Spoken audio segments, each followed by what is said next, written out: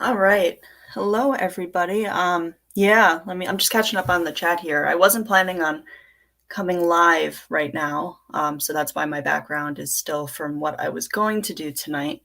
But in lieu of current events, I'm changing my plans. Let me get caught up here. I didn't even see all these comments. Yeah, I did see that. I don't know about the hospital, so I can't confirm that, but I do know that I did see something that Crafton is sick, so let's put some positive vibes. We don't want anybody being sick um, at all. Let's see here. Hey, Amanda. So this isn't gonna be like I was planning on doing something fun today, um, and I got a notification that because I didn't even realize it was still subscribed to Natasha's True Crime channel. And that was my introduction to what is going on in the news is that she is streaming. There is a hostage situation at a synagogue in Texas, and there are four that we know of hostages in there. And the man that is holding these people hostage, I guess, has some strong ties to some pretty extreme stuff. Hi, Melanie. Um, mentioned. Oh, that's where he mentioned that. Yeah, I don't even remember where I saw it. Hey, Michelle. Um, so the reason I'm doing this live rather than the other one for right now is just because so my picture, my profile picture here is a picture that I took while I was in Israel. I don't know if many of actually, you know what, you guys don't really know me all that well. So I was adopted into a Jewish family. Um, so I was raised Jewish. I am not particularly religious now. Um, but that doesn't mean anything. That I don't want that to be the purpose of this. Thank you. Yeah, don't forget to hit the thumbs up. I wish, like I said, I wish this was more of a fun chat. But when I saw that, I was like, So I clicked on it and I checked it out, and I was looking through the chat, and she's got a pretty wild chat going on right now over there. Let me tell you, there's a lot of political stuff. There's a lot of politics going on.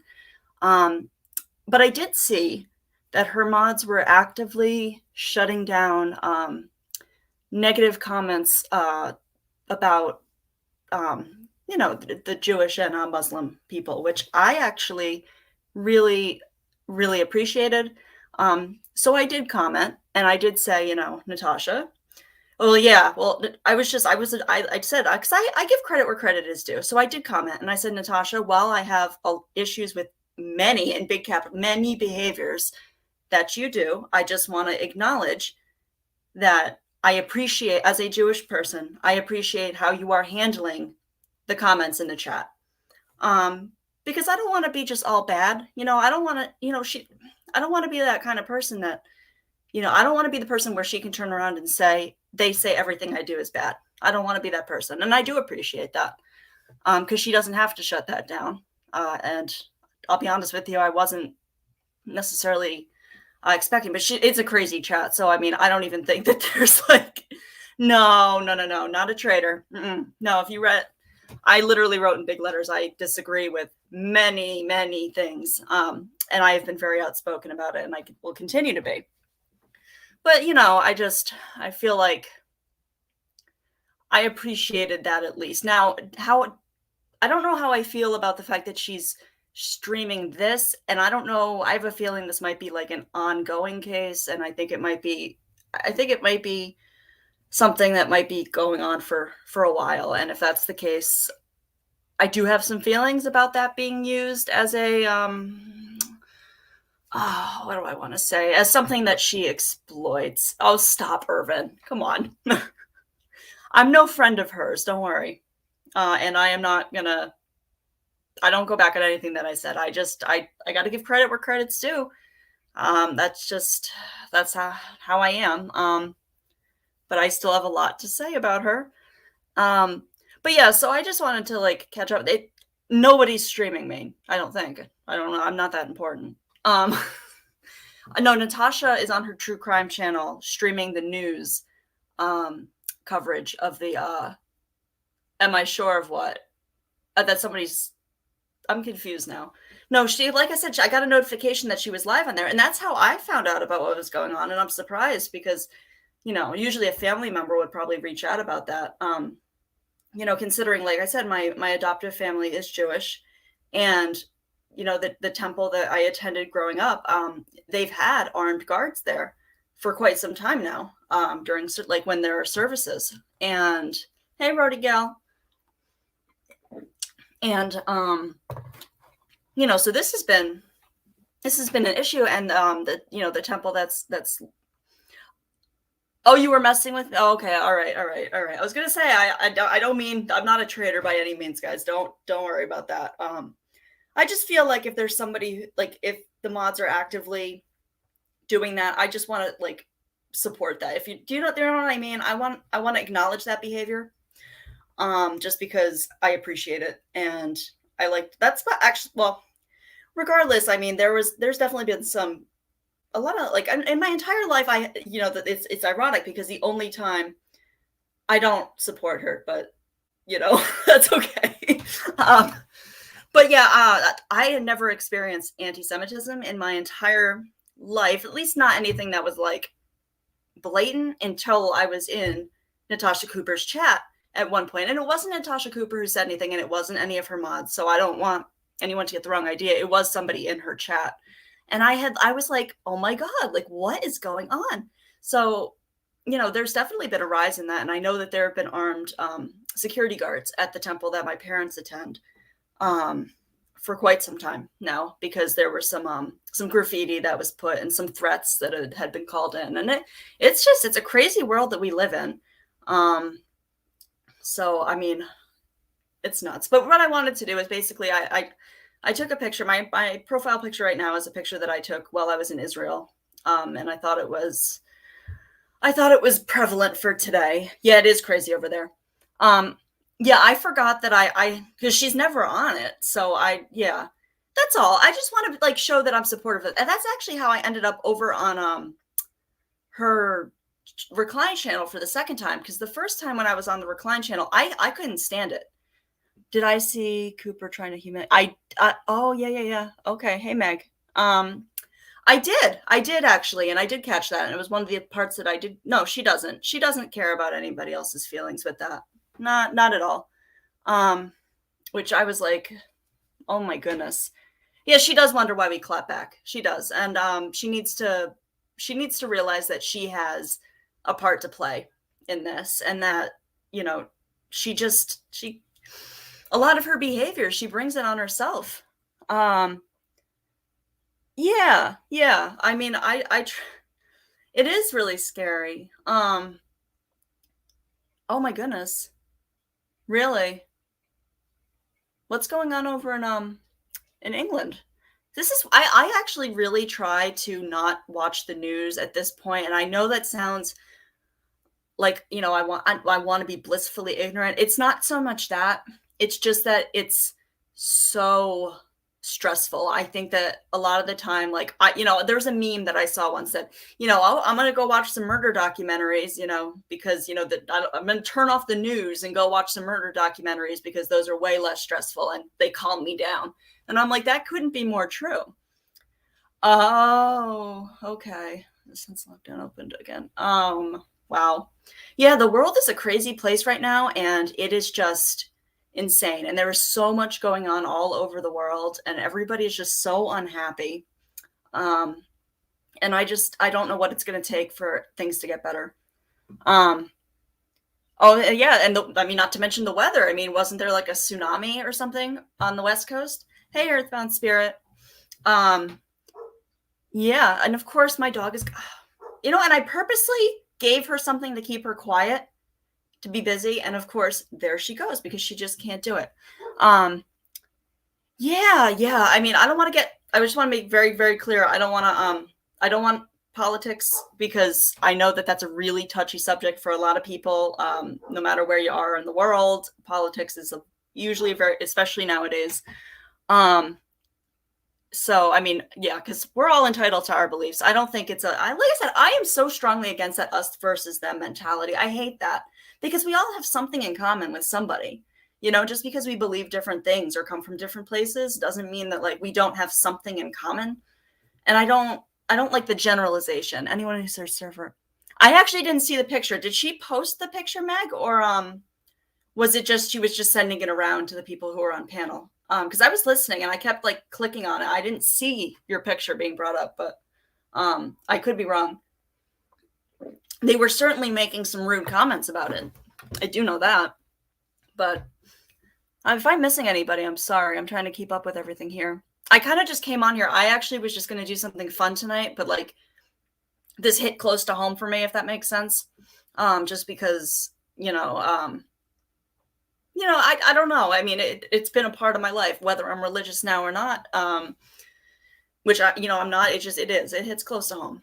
And it's scary. It's scary, especially when like, a lot of this is just so it feels anti-American, and it's scary for a lot of people, I think. Hey, where's Kenny?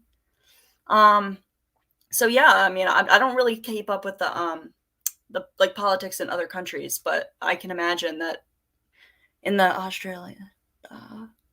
Yeah. Are you in Australia spinning, Kathy?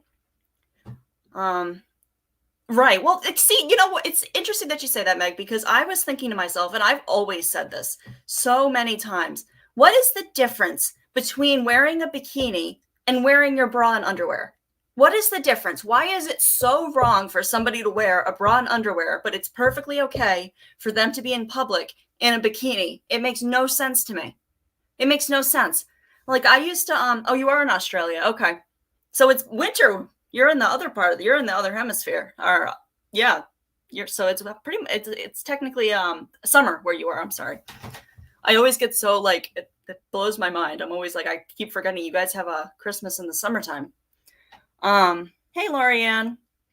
Yeah. Oh, you're a proud American with British ties. Yeah. My sister just married a Brit. It is very cold here. We haven't gone outside at all today. It is like, I think maybe 5 degrees. I haven't checked, but it's quite cold.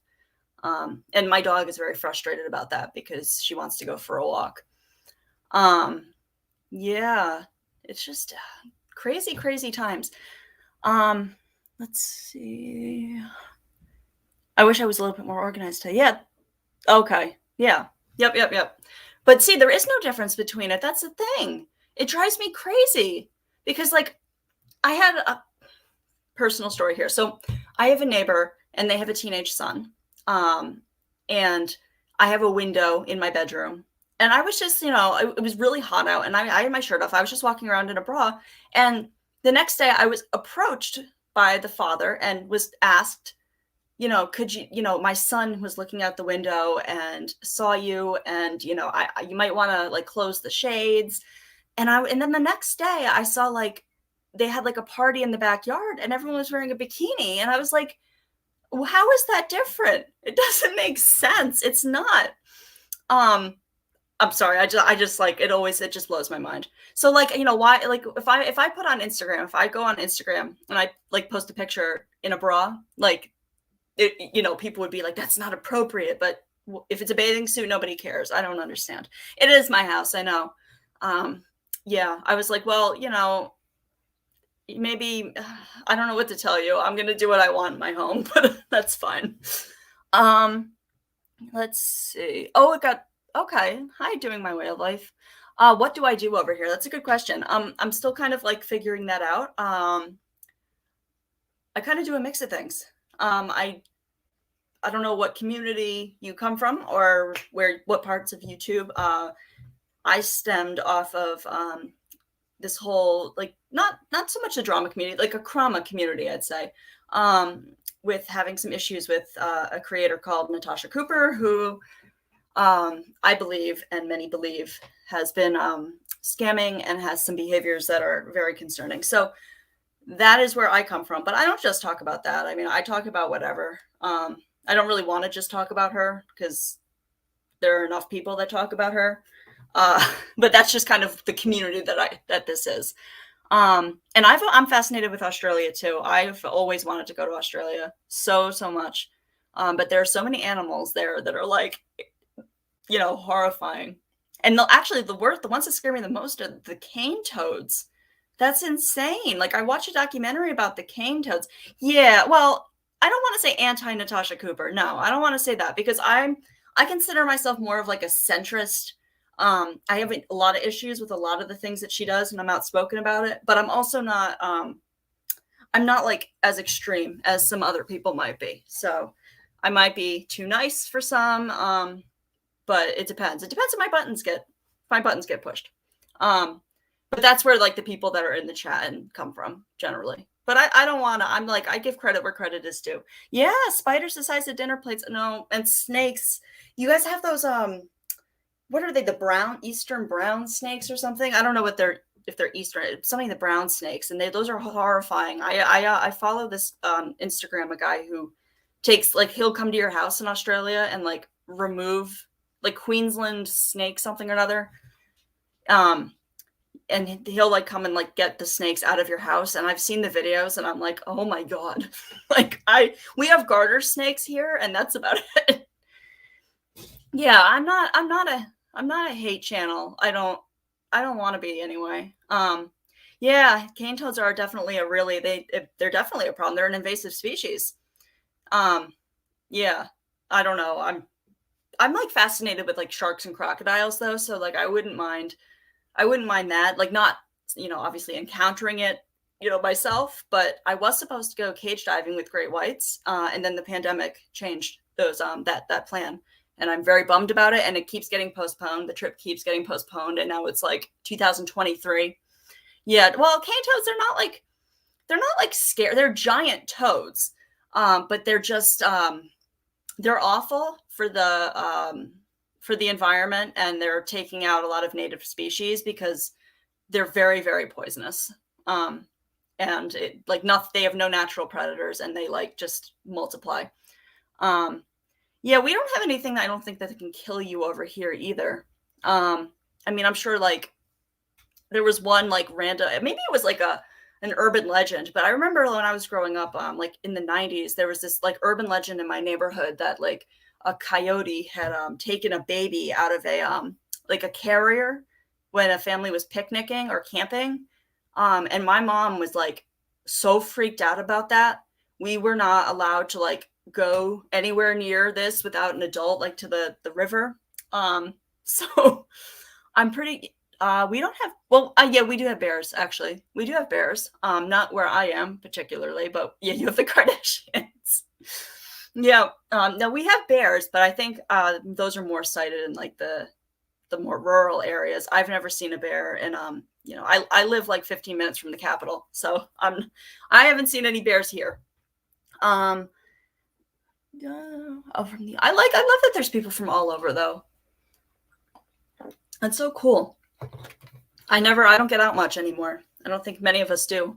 In terms of wolves, I mean, I used to be obsessed with wolves when I was a kid. We don't have any. We have coy wolves. We have like some of the crossbreeds, and they're enormous and they're pretty terrifying. I was walking my dog once, and one was coming up the street, and at first I thought it was an off-leash dog because I've never seen a coyote that big, and it had no fear of us. And I was just waiting for my dog's like reactive. He's leash reactive. And I was waiting for him to kind of go off at it and provoke it. And I was like, oh God, this is it. This is when this is going to happen. There's going to be a problem. But fortunately he didn't. Let's see. Yeah, the dingoes. Oh my goodness. You know what I didn't know? I didn't know that Australian cattle dogs were bred with dingoes and the Australian shepherds and stuff. That's really interesting. My dog, she's mostly American Leopard Hound. She does have a little bit of Australian cattle dog in her as well. Wild pigs, wild pigs are no joke. Those things are no joke. I know some people who have Leopard Hounds who hunt them, and they are no joke. I had no idea that pigs could be vicious, but they definitely are. You're celebrating for you. Let's see. I think DNA proof. Oh, yeah. You know what? Hey Mo, I haven't even seen that case. Crazy. Oh yeah. Okay. I love like they're really cute dogs. A friend of mine who actually has a farm breeds them. And they work, but I don't have any much experience with them except they're just gorgeous, and I love the coloring on them. but they definitely have a lot of energy, and I think that's where my dog gets her micromanaging from. Like, she'll nip ankles of my other dog or me or the cats, or try to. And then she's confused. She doesn't know if she wants to nip at ankles and try and like herd, or if she wants to tree. So I mean, it's like a war going on inside her. She's nuts.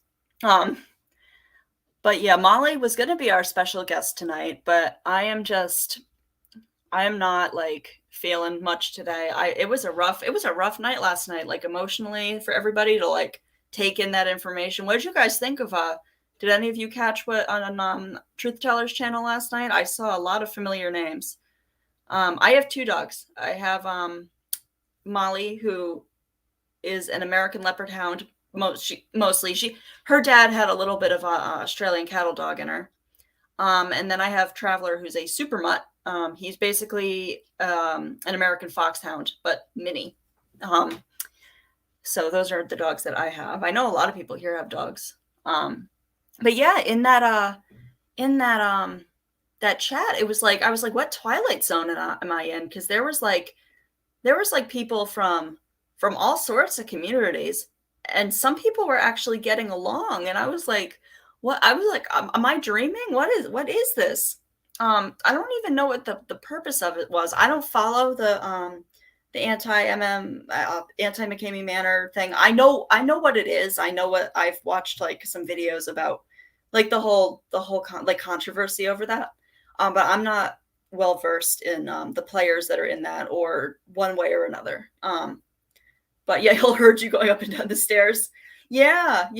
My mine will do that with the dogs, and I was like, what is she doing? Because she's like, it's like she's trying to pull his leg out from under him. And when we did the DNA test, I was like, okay, well that makes sense then, because we were like, what is she doing? Yeah, I was really confused last night too, Lorianne. I was very confused. Because hey, Liberty Farmer. So that was, oh, Archimedes girl, is your birthday tomorrow? Happy birthday, or happy early birthday. And I'm glad that I'm seeing in the chat, I'm glad that people are talking. I'm glad more people are talking, because this doesn't have to be an us versus them thing, guys. It just doesn't. Like, I don't have an issue with, I don't like Natasha Cooper.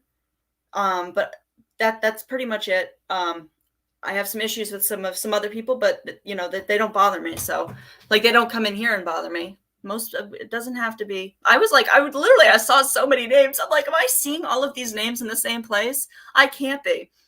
But I mean, I need to figure out and like back up and try and figure out what people were hey, Dippity Doo, what people were talking about yesterday, and how it has to do with what's going on now. I think Natasha was trying to prove that she was set up in some way, is my but I wasn't really seeing how that's relevant or at all dismissive of her behaviors.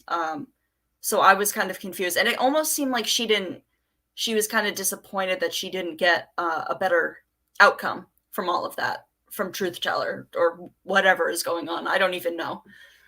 She seemed like she felt like she was gonna prove something, and nothing got proved. Yeah, it's very confusing and drawn out, and I'm just like, what is going on? Like, it doesn't have she made it about her, right? She had nothing to do with that. Exactly. I was like, why is she up there? And I saw her come in, and I was like, yeah, she is. She did make it about her, and I think that's because she wants to, she's running out of points to make. I mean, there's nothing really, what else does she have to say? Nobody's doing anything that's, horrible to her, that isn't out of the ordinary. That's the thing though, like with drama channels, she says that she doesn't like that people make these quote unquote hate channels, but that's kind of part of being a public figure. A lot that's in any community. You're going to have people that don't agree, and they're going to make their own channel and talk about it. And I find it hard to believe that it actually bothers her. I feel like, if anything, she's honored by it and would be upset if people didn't make quote unquote hate channels. That's just my take on it, because that would, mean she's not relevant. Yeah, she wasn't paying attention. No, exactly. It wasn't about her. But this is right. Exactly. Well, she contradicts herself on that constantly, Replay Crew. She is She says she doesn't. I wish everyone could understand the gravity, saying she has talked. Oh, really? Of course. Yeah.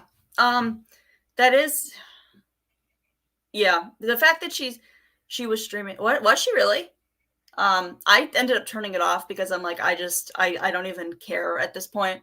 I already know everything. Nothing that she says is going to redeem her in my book until she stops with the behaviors, like permanently. She probably was watching Granny's chat. I'm sure she was.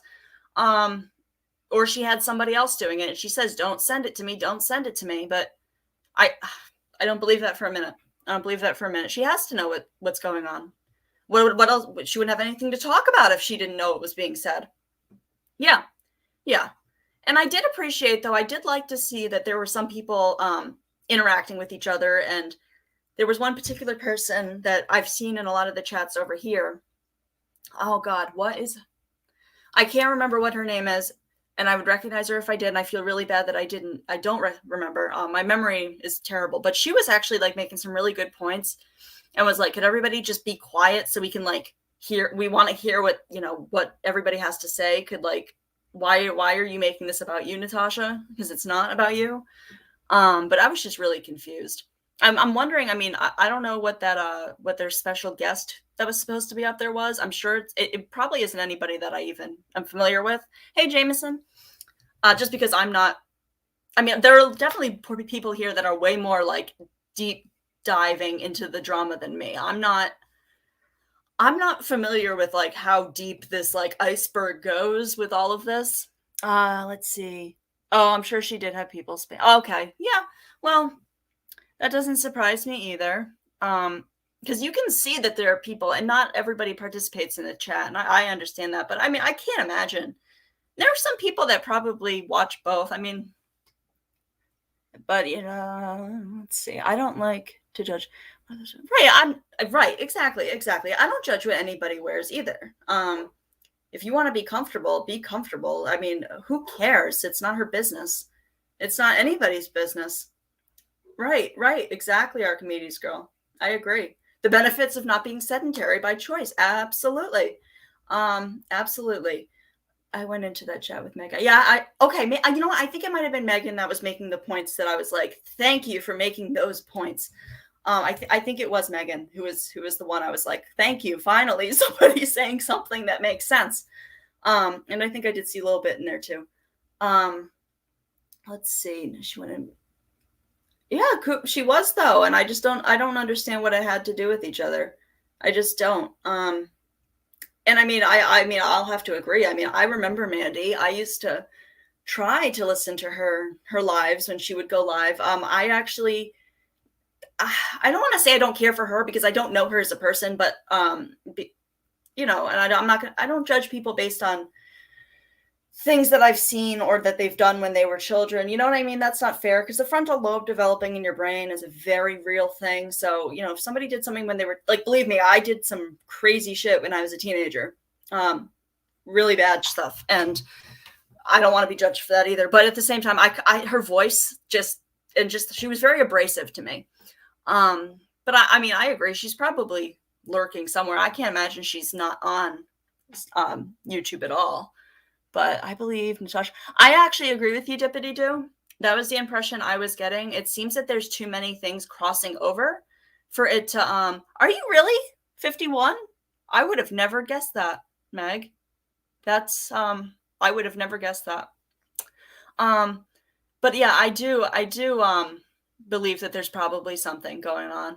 Because there's too many things that just cross over, too many connections that just seem to fit together, and it's curious. It's definitely curious. So I'm not excited to see, but like I'm interested to see where this goes. Yeah, she did admit that, and that was really strange to me.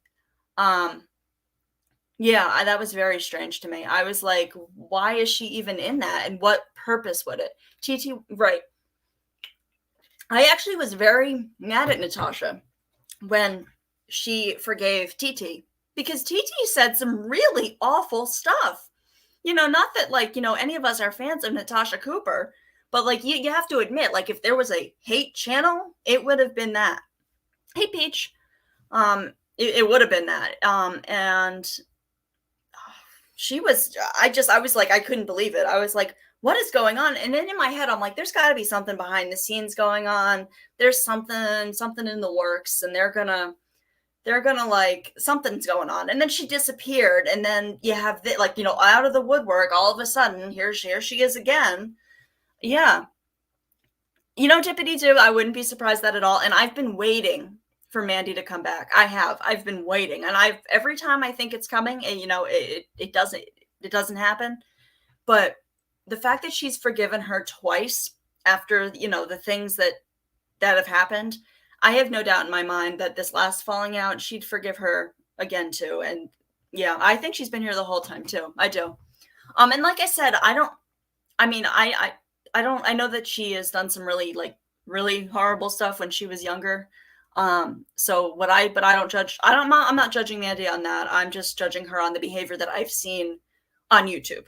And I have not liked the behavior that I saw on YouTube. Truth and Transparency. I believe that's Lana, right? No, I'm not talking about Lana. There was does she have another one? Oh boy. Yeah. Yeah, I think she's under an alt. I do. Yeah, I don't. Yeah, that's not Lana. Mandy C is, yeah, who we're talking about. Yeah, she's got to be, because you know that she didn't just hop off of YouTube. I'm surprised that she did, to be honest with you. You know, she had a decent amount of subs, and when she would go live, I mean, she had a group that would usually go in there, and I mean, most of the time it wasn't anything that like held my attention. Who is TT? That is a very, okay, I see how you'd be confused. TT stands for Truth Teller, and Truth Teller was a channel that popped up as out of the McCamey Manor, I believe the anti-McCamey Manor community. Correct me if I'm wrong, because it's very complicated. But Truth Teller came out as a hate channel towards Natasha several months ago, and then they made amends and then kind of teamed up together. And then she disappeared and like was on Facebook, and now she's back on YouTube. But she was something else, and she was very, very outspoken. And yeah, you don't want to know who she is. Like, you don't. If anybody doesn't know who she is, you don't want to, or else she's cleaned up her act. But I'm sure she's just the same person. I never understood why she was so hateful towards Natasha either. That was the other thing. Yeah, she did keep privating them, and I thought it had to do with like her strikes, and then she made Truth Teller 2.0. Right. I thought it was Val as well. Yeah. Yep. And then she would always be so secretive about her identity. And I always found that really curious too. And she was really concerned about that. Like I remember when because I would watch everything, because I like to know what's going on, and if it's recommended and it's talking about something I know about, I'll usually click it. And there was one point where I remember when she got monetized, I think she like was concerned about like giving her personal information or something, if that was the impression I got anyway. So I mean, I have no idea who this woman actually is. But it was definitely really odd, and I was always like, something weird is going on and I'm not sure what it is. And then over the summer there was the whole script debacle, which I think that originated out of Mommy Ramblings, but I don't know. That there was a script going on amongst the creators on Watts Island, that was also really strange to me. I'd rather she stayed away from YouTube too, Peach. Yeah, I completely agree with you. Yeah, I'm not here to, I personally have no beef with Lana, personally, and this isn't a channel where I'm gonna be bad. I just don't talk about Lana, except in like reference as a person, or a creator. Yeah, I don't know. I know what I know. I don't have enough experience, like personal experience, to make my own opinion. Oh, I don't know why. Let's see. Yeah, a lot of people came in on the Gabby case. That's when I really like, started spending a lot of time on the channel, like in the chat anyway. But I was always lurking. Um, and I did, like I said, I didn't care for Natasha. Like her recline channel, like I did not like it at all. And I mean, I didn't really like the fact that her true crime channel was like so much drama. So I didn't watch it. But then when the Petito case came out, it was like at the right place at the right time. And then I started hanging out in the chat, and I was there almost 24/7 after that. Yeah, I know that was such a horrible case. I have a feeling that, we're not done with that case too. I have a feeling that there's more to it. Now, whether we're gonna find out anything, I mean, yeah, I lurk everywhere as well. I'm definitely a lurker. I didn't actually chat for the longest time because, usually when I say hello somewhere, nobody would respond. But when I said hello in Natasha's chat, like people actually paid attention and I was welcomed. Um, so I stayed there. Natasha said she was only 46. Yeah, I know. Yeah, I mean, I don't, you know, she, she, she's something else. Um, she's an interesting career. Yeah, yeah, they do that though. That's what they do though. And that's the thing that I don't like the most. Yeah, a lot of people don't like, they like to hate bond. But that's the thing. Like sometimes that's how people connect with each other. Like a lot of, like, we're all from very different backgrounds. We're all from many different countries, and some of us from like different corners of YouTube.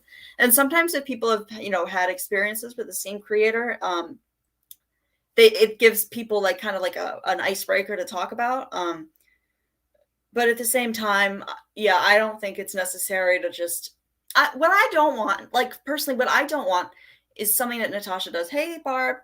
Um, I don't want, like with Natasha, she has this way of making folks in the chat feel like, if she feels wronged by somebody, she makes people feel like people are targeting them when it has nothing to do with them. So what I don't want is, I want people to be able to, my battles are not your battles, and vice versa. I stand up for things that I see that I don't like.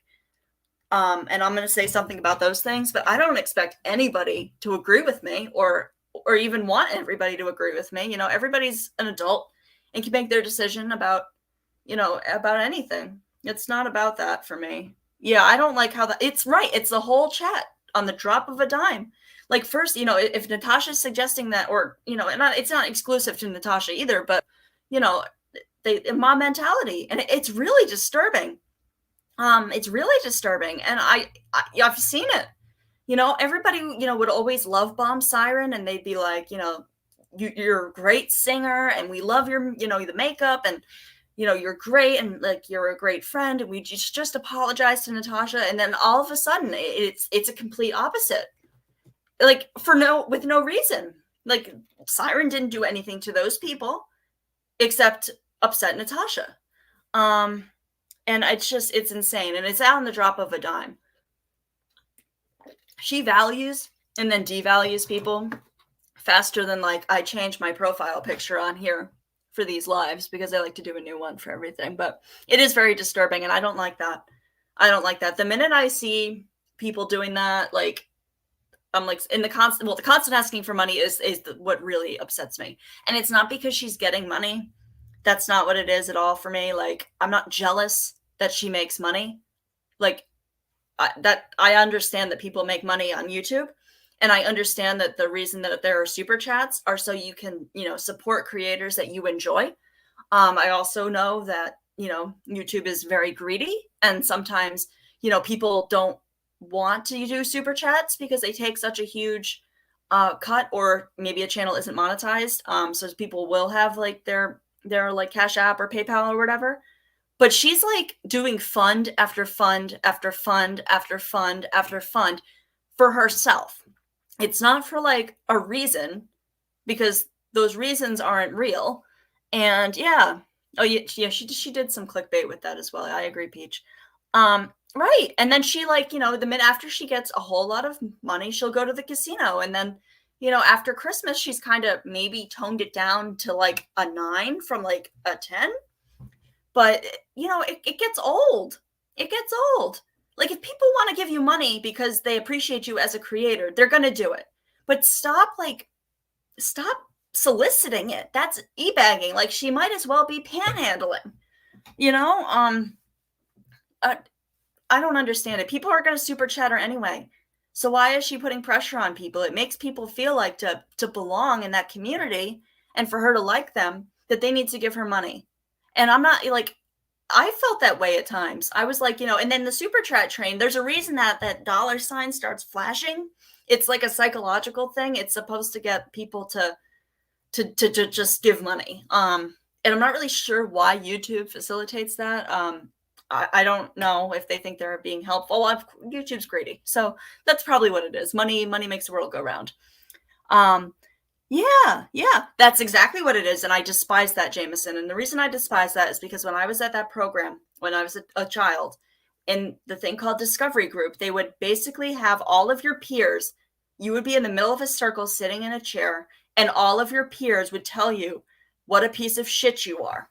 And you had to just take it and listen, and you couldn't say anything. And it reminds me of Natasha, because the minute somebody who is there opens their mouth, they get muted or booted, and then they continue to talk about them.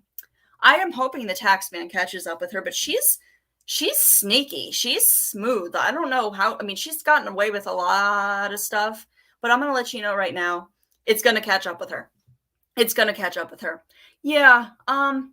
I am, Jameson, everything that I have been through in my life has just made me who I am today. And it's given me a reason and kind of like a call to action as to what I will be doing going forward. But yes, but I think that's why Natasha and the situation there triggered me so much, is because of what I went through and how similar it is. And I know how that can affect somebody. Their thing, what they wanted to do is break a person down so much that you can build them up in your image that you want. And she does think she's untouchable, and she's getting very cocky about that. And I believe that will be her downfall. Absolutely.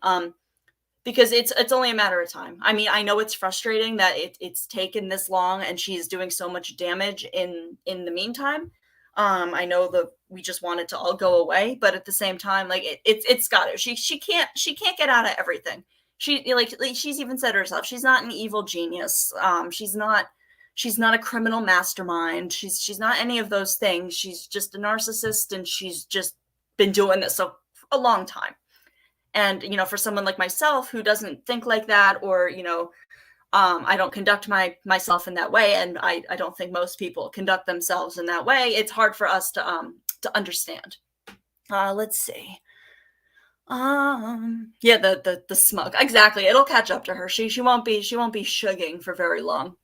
It might take a couple years, but yeah, the sad fishing is definitely very, very real. And I think people know how to manipulate people because, when push comes to shove in any community, especially in this community, there's a lot of good people with big hearts in this community that care very much and want, and on the other hand of that, there's also a lot of people in this community who are very isolated and lonely and are looking for somewhere to belong and connection. And she can prey on both of those types. And she knows that people will give her money when she's sad, or like there's something specific that she wants it for because they care about her. And she also knows that there are people that are just very desperate to fit in. And I have seen people in her chat. In fact, I took some screenshots of it because I wanted to kind of do a video on it, of people who say that they are on a fixed income. And, I think one of them said that like they didn't have enough money to do something that like no human shouldn't have enough money to do. But she gave Natasha $1. Like that bothered me. Yeah, that is her choice. If she wants to give Natasha $1, when she doesn't have money to, feed, I think it might've been her dog. That's on her. But at the same time, I don't like that she would feel pressured to do that. Cause nobody, you do look great, Meg. I don't even understand what like anybody said. Like, I didn't even know you were that old. You don't look it. And you don't act that way either, but I mean, I'm probably a bad judge of that. Right. Yeah. Her homeless mod who's a member. That's right. And And that's not the first time I've seen somebody who mentions they're on fixed income, but that was the only comment I've ever seen where somebody admitted in the same sentence that they did not have enough money to feed their dog, or barely had enough money to buy a bag of dog food for their dog that month. But here is my dollar because I support you, Natasha. That bothered me. That was not okay in my mind. And it really is, though. And then, then you think, well, it's their decision. But at the same time, look at how you can see how that crowd could put pressure on people. And Natasha facilitates that. It is people's choices to donate, right? But she uses others to make herself. Exactly. When all that she's experiencing here on YouTube is what people on YouTube experience, if that makes sense. Like, it's not, yeah, my dogs too. It's not like what she's experiencing is like anything that you don't experience online as a public figure. I just don't understand it. Or else there's things that go on that I'm not privy to, but I'm pretty sure she would go on a live and cry about it if it was. They stopped at 500 for her? That's it? Oh, okay.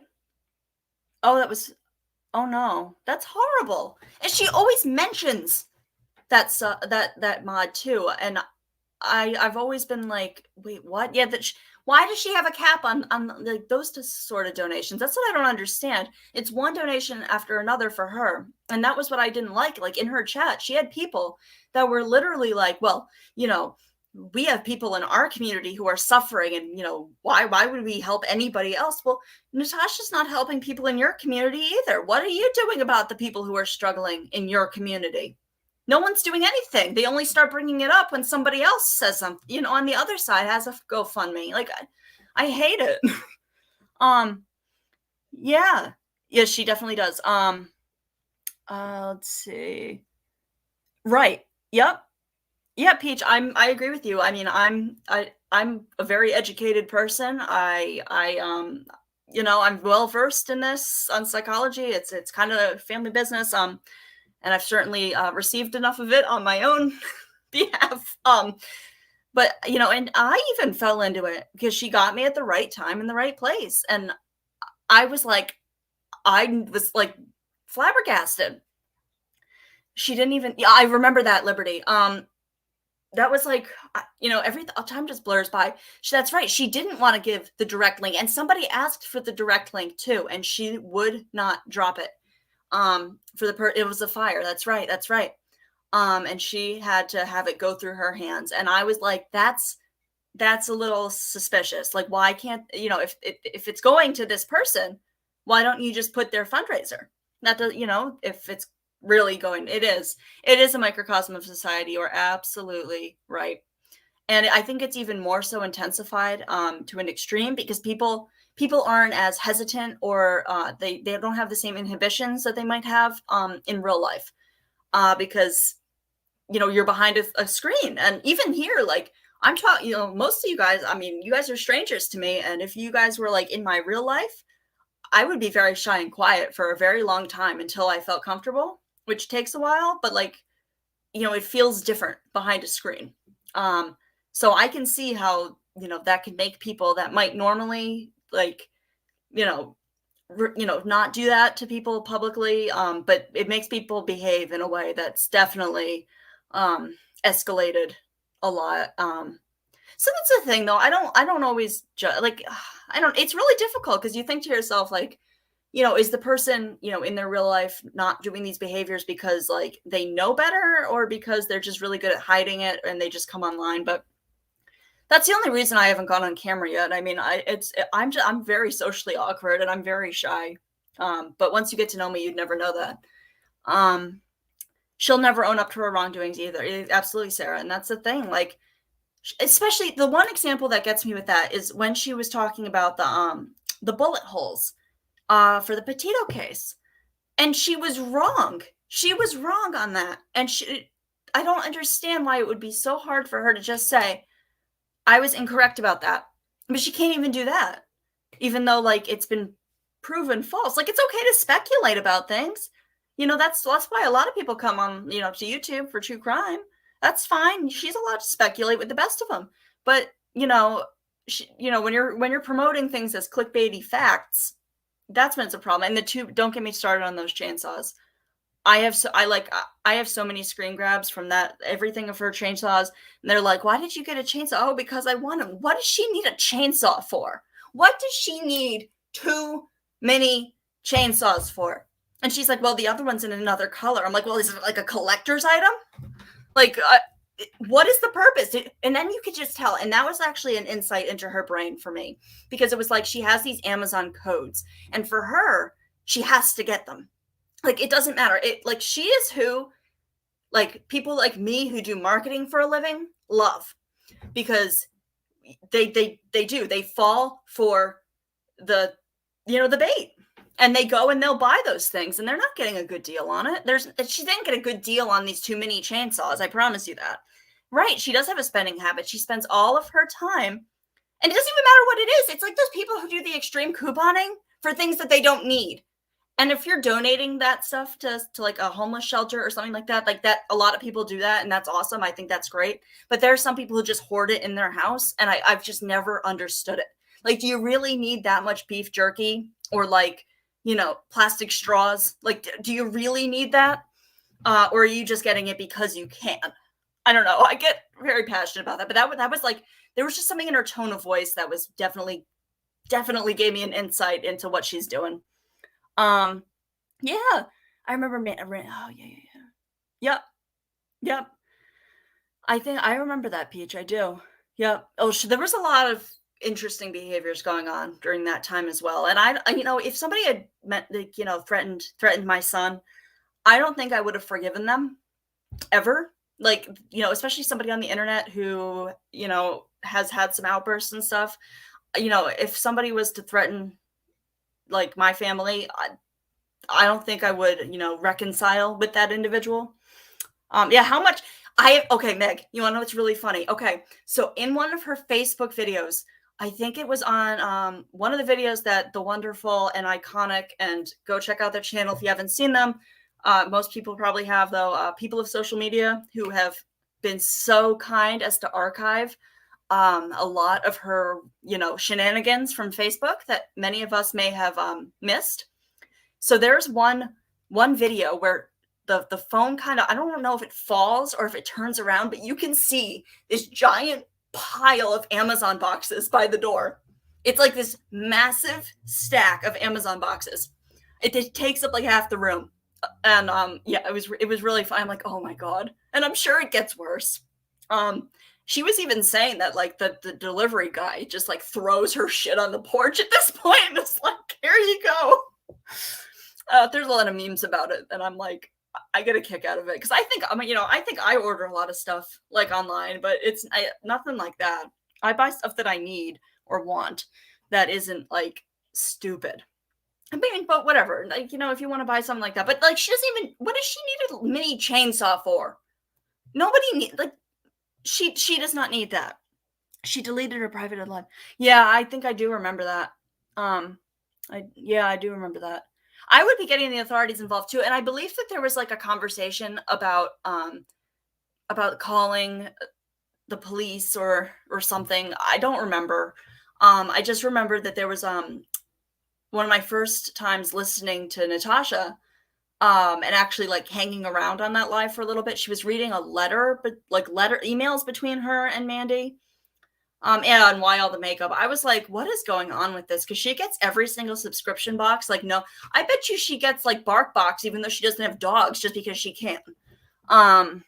It wouldn't surprise me in the least, just because she can get it because somebody else is paying for it. Yeah, I that's what happened to me as well. She donated a lot. Yeah, why doesn't she donate to that? Why doesn't she? If you're gonna buy a bunch of stuff, like, that's the thing. She always asks, what do they do? Well, you don't know each of us personally, first of all. So you don't know. Yeah, it is very compulsive behavior, absolutely. But that's the thing, like, she doesn't know each of us personally. They don't know what we do in our personal lives to give back to our communities. She has no idea. And that they were like talking about, I believe yesterday, Glenn was like, well, they don't do anything. No. Sweetheart, I do plenty of things, and like, in my personal life. In fact, there is a family, a woman and her daughter, who are living in a car right now. and they have nowhere to live. And this is a 9-year-old girl. And I have, my family, and we've kind of, gotten a bunch of people together and to put them up in a hotel because it's freaking cold and nobody should be sleeping in their car when it's this cold. It's little things like that. It's the fact that, if you go by somebody who's on the street and panhandling, like, having like hygiene kits or giving them socks or something, there's a lot of different kinds of good that you can do in the world. And she has no idea what we do or, what we donate to. And that's the thing. If her subs and people are also donating to good causes on top of it, but I have a feeling that a lot of them they don't, and they just give to Natasha, and that's what bothers me the most. Right. Exactly, Archimedes girl. So that's the thing. Like, right. There are people. Right. Why does she need too many chainsaws? Exactly. I don't even know what. Yeah, I'm sure Dalton. She probably does buy a bunch of like bathing suits that, like, because she can. Like, didn't she buy an entire winter wardrobe with money that was supposed to go towards food when she had COVID? Like, what does she need a winter wardrobe for? She's in Florida. Like, right, no heating is no joke. I don't know where you live, Peach, but where I live, like, if you don't have heating, like, that should be like a crime against humanity because it is really cold here. Just like, if you were in Florida and somebody was to say that you can't have air conditioning, I would die. Yeah, the people who donate get recognized, and they like that. People like to get recognized. They do. That's why would it's just the thing. Like, did you guys? She did make a comment once. So she said, and my mouth hit the floor, that when she went up to, my mind is drawing a blank, but where they went to get the Gypsy Rose papers, that she had just never seen this many homeless people before. She's like, Florida, we don't have homeless like that. I'm like, really? Because, I think homelessness is something that, people experience nationwide. I don't believe for a minute that, you've never seen like a large amount of homeless people before.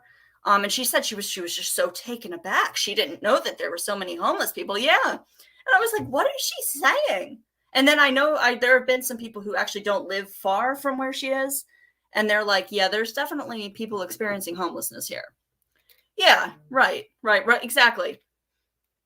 And I get that, like, cold is subjective, maybe cold. Like, I know my aunt is in Miami, and when she comes here in the summer, she's like wearing a jacket. But, oh, you're from England? Okay, so you're up north. It's definitely not Florida there. That's what I'm saying. A lot of homeless people like will try and go down south because it's warm, I mean, I don't know. Like, I feel like I've seen that like in a documentary, like a Vice documentary, or maybe that was about going out west. But regardless, like, it's nicer weather, and why wouldn't they have it? Right. Homelessness. I mean, it's a rough time these days. It's been a rough time for as long as I can remember at this point. And more people are, really, really struggling. And the housing costs are just insane. I don't even want to like one of my very first apartment that was tiny. It was tiny, is now like, you cannot rent it a month for under $1,000 a month. And I'm just blown away by that because it's not worth that. So there's definitely like a housing crisis, and I am really glad I bought my house when I did, because if I had not bought my house when I did, I would never buy a house, at least up here where I am. My house has gone up about $100,000 in the past year in worth, through nothing that I've done. Yeah, housing in a lot of places is a joke. It's crazy. It is. And I understand that a lot of people are like, well, and I am paying less for a mortgage than I was for rent, but that's not even the case anymore. So it's nuts. It's nuts. I've always loved, there's a meme going around that like the mortgage companies are like, you can afford to pay this much a month for your apartment, but we're not going to approve you for this loan for your mortgage that's like less than that. It makes no sense. $800 for a 2-bed. Well, that, Peach, that would actually be 800. Like, I don't know the conversion for your kind of your oh god, currency. But I see her fortunately, she said she has had a really, really, really decent income. I'm not like, well versed in the ins and out of YouTube. I don't know how much people make. I don't know. Oh, okay. Hold on. Where my phone is ringing. Okay. No, not being interrupted. Okay. That can wait. But yeah, she does, and she's made a ton of money, and I don't really know how much like creators make because I'm not monetized.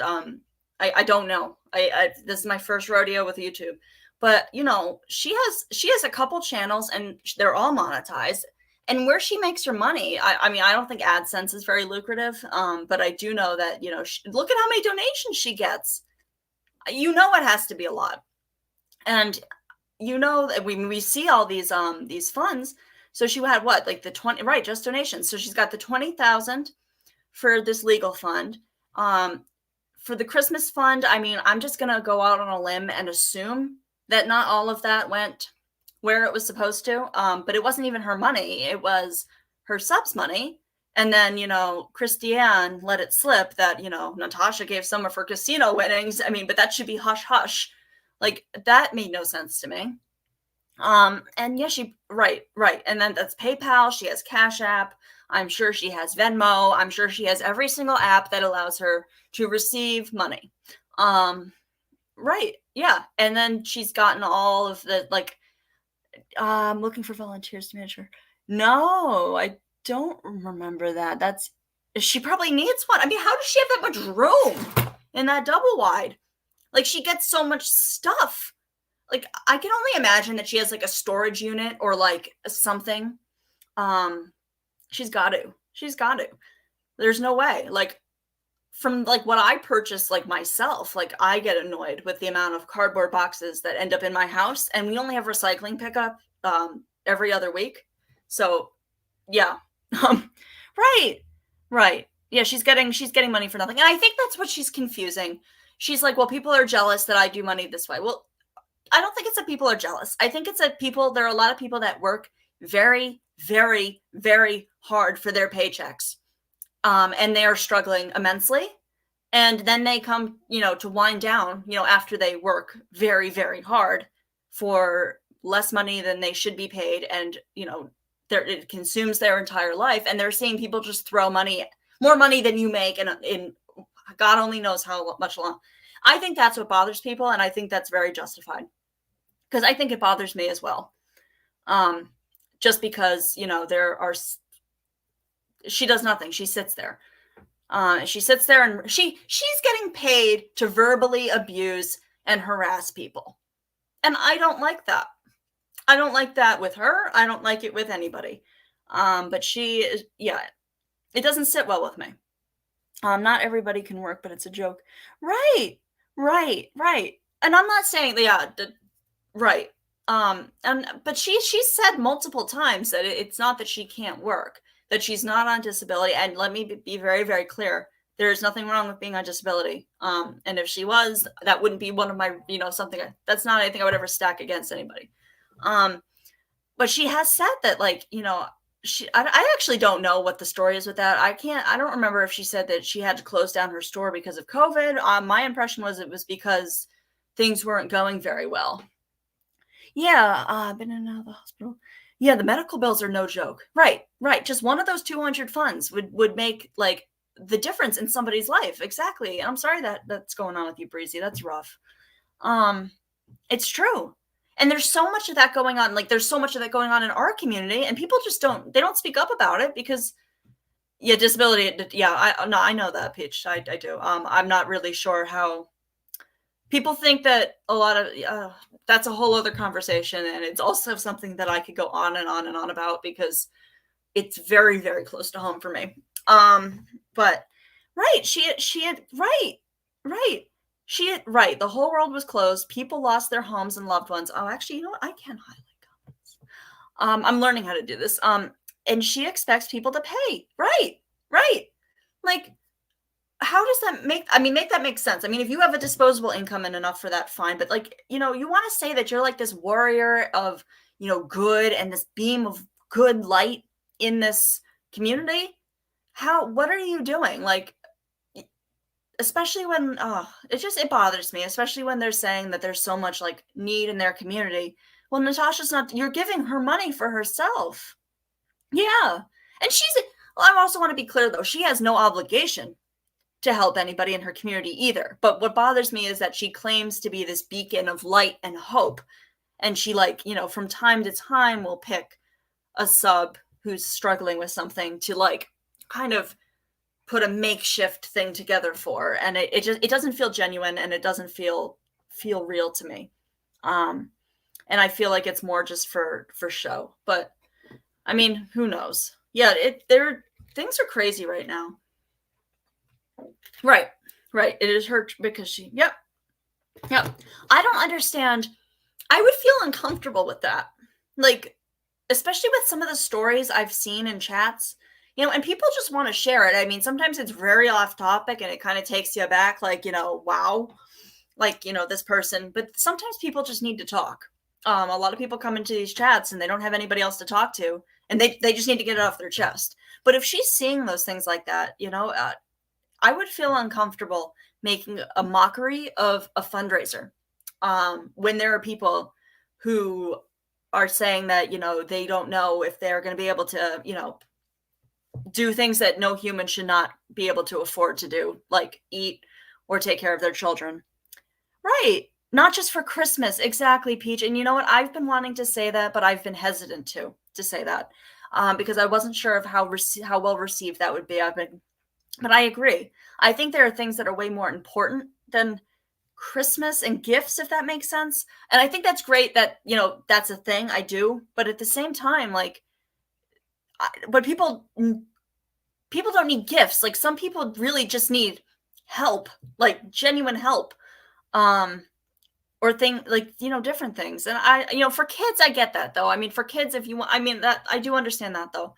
Like, I don't think any child, because I've seen firsthand, a classmate, who's like, asking why Santa doesn't like them and what they did wrong because they don't get the same gifts as somebody else. I've seen that, and that breaks my heart because no child should think that they did something wrong because their family can't afford the same things that their friend's family might be able to. And I get that. And I think that's why it's important to not have all of your gifts be from Santa. Like, some can be from mom and dad, but that's just my opinion. Yeah, if she just got off of the computer and now she's like trying to get a vacation. What do you mean a vacation? How many of these vacations have you been saying you're going to go on and then you just stay on the phone? How is this one any different? Why are people paying for her to have a vacation? Like, what? I couldn't tell you the last time I went on a vacation. Yeah, I'm a small channel too, but I would love to if I'm ever able to, like, grow my platform in any way. I like to help people because I don't know, because I have this weird guilt thing where I don't feel that, like, I deserve, like, I need to help people. It's just who I am. It's my way of giving back. Like, I don't want people to, I don't like attention. It's weird. It's a me thing, but I wouldn't be comfortable, like, accepting money, like, especially in excessive amounts, and not give at least some of that back, for someone who's in need, whether it be like, not just on the internet, but like in my real life. I wouldn't feel like I had earned it otherwise. Yeah, that's really nice, Lorianne. Yeah, I was supposed to go abroad. Not that I mean, I have some severe spine issues. So it might have just been like a pipe dream, but what's wrong with my spine is kind of progressive. So it'll get worse as I get older. And it's permanent. It's not going away. Yeah, I donate to food banks. Well, very frequently, not quite weekly. I should, but that was my parents' Hanukkah gift for me this year, was a large donation in my name to the food bank, because we never really did gifts. My family is very, very odd and different. But yeah, like, I was supposed to go abroad, and I was like, if there's a will, there's a way. I was going to sit on that airplane, and I was going to go to Europe, but now it's been like 3 years and my back has just gotten worse and worse. So I just don't see it. It's depressing. And I don't see an end in sight for like any of this. So I don't know. Um, a U Extreme coupon? That's actually really neat. I have the like I've always wanted to be able to do that. And that's really great that you do give it to the food banks because that's how that should be used. Especially for like if you have coupons for things that you don't usually use. Like it's not like Natasha, like she would just buy things because she can. Like if there was like a coupon for to get her like an entire like a wholesale order of those chainsaws, she would. Um yeah. But what is she doing at 46? Not a whole lot. She's sedentary. She's, getting winded walking around a hotel room, showing it off like MTV Cribs. Like I'm supposed to be impressed by that because I'm not gonna lie, like I've seen some suites at casinos and that one wasn't very impressive at all. I was not impressed by that. Um, yeah, she does. She does. She buys stuff she doesn't need to feed her shopping, and yeah, she might. I've suspected that she sells, and you're not supposed to sell a lot of that stuff too. I think there's like rules. I mean, for resale, especially on like the makeup items. But I know people do. Yeah, MTV Cribs. But that's what she was. She was like, "Welcome to my suite that they give me because I spend so much money here and lose. They want me here all the time, so they comp me these rooms, so I'm here." Um, yeah, yeah. So it's nuts. It's nuts. I'm like, dude, she's not doing much at her age. She could be doing a lot more. Like I said, she's very charismatic. She could use that platform for good, or she could just use that platform to just, make content and not make it about donations and money like most other creators on the platform. Um, yes, 74 winter coats. 70? Oh my God. Yeah. Yep. Yep. That is insane. This is where the magic happens. Right. Right. There was no magic happening. I wasn't even impressed with that bathroom. I was like, where's like the jacuzzi? Where's the soaking tub? Like, come on. That's the only it looked like a normal like hotel room. I wasn't impressed. No. Yeah, she bought a winter wardrobe. When I guess the money was raised for food when she had COVID. But let's see, you were right. Yeah, yeah. A lot. Like, I mean, this is, when push comes to shove, man, Americans, we're a hardworking country. A lot of people here work very, very hard for the amount of money that they should be paid much, much more. And, our wages haven't really increased. Well, all the price of everything just increases. And a lot of people are very, very and school isn't cheap. It's not cheap to go to school. They don't yeah. Yeah, I get that, Archimedes girl. Yep. Um let's see. Wait, what? Oh, okay, Meg. I was like, what? Yeah, well, that wasn't a very impressive room though. I mean, I just saying. She bragged that yeah, she did. She gets and you got to admit though, I mean, guys, this stuff on Amazon, it's cheap for a reason. I could go on and on about that actually, but she's just, and then she tries to get people in on those codes, and I'm not really sure how those codes work, but I know she benefits from it. And she's like, "Oh, guys, got to get that code. These chainsaws, it's not going to last long. You got to go do that. This is just a limited time offer for you to get your very own mini chainsaw that nobody needs." Yeah, I don't. Yeah, and then asking for money. Yep. And then they see their money. What bothered me too is like they're seeing their money being spent on these ridiculous items. And I think it was Christy Ann who said, "Natasha, why did you buy that?" She's like, "I don't know." And then she just laughed for like 5 minutes. Yeah. Yeah. It's insane. Yeah, you do get a shout out. Yes, you do. Yes, you do. Right. It was like a motor inn. Yes, Meg. That's what I was thinking. I was like, that doesn't look like a high roller suite of any sort. That looks like, well, I don't know. It didn't look very fancy to me. It looked like it maybe was trying, but is it? Where is the casino? Is that in Alabama? Are there? I don't know. I don't know the laws of things. I know that gambling isn't. I think it's just table games that aren't legal. I don't know. I don't keep up. Every state is different.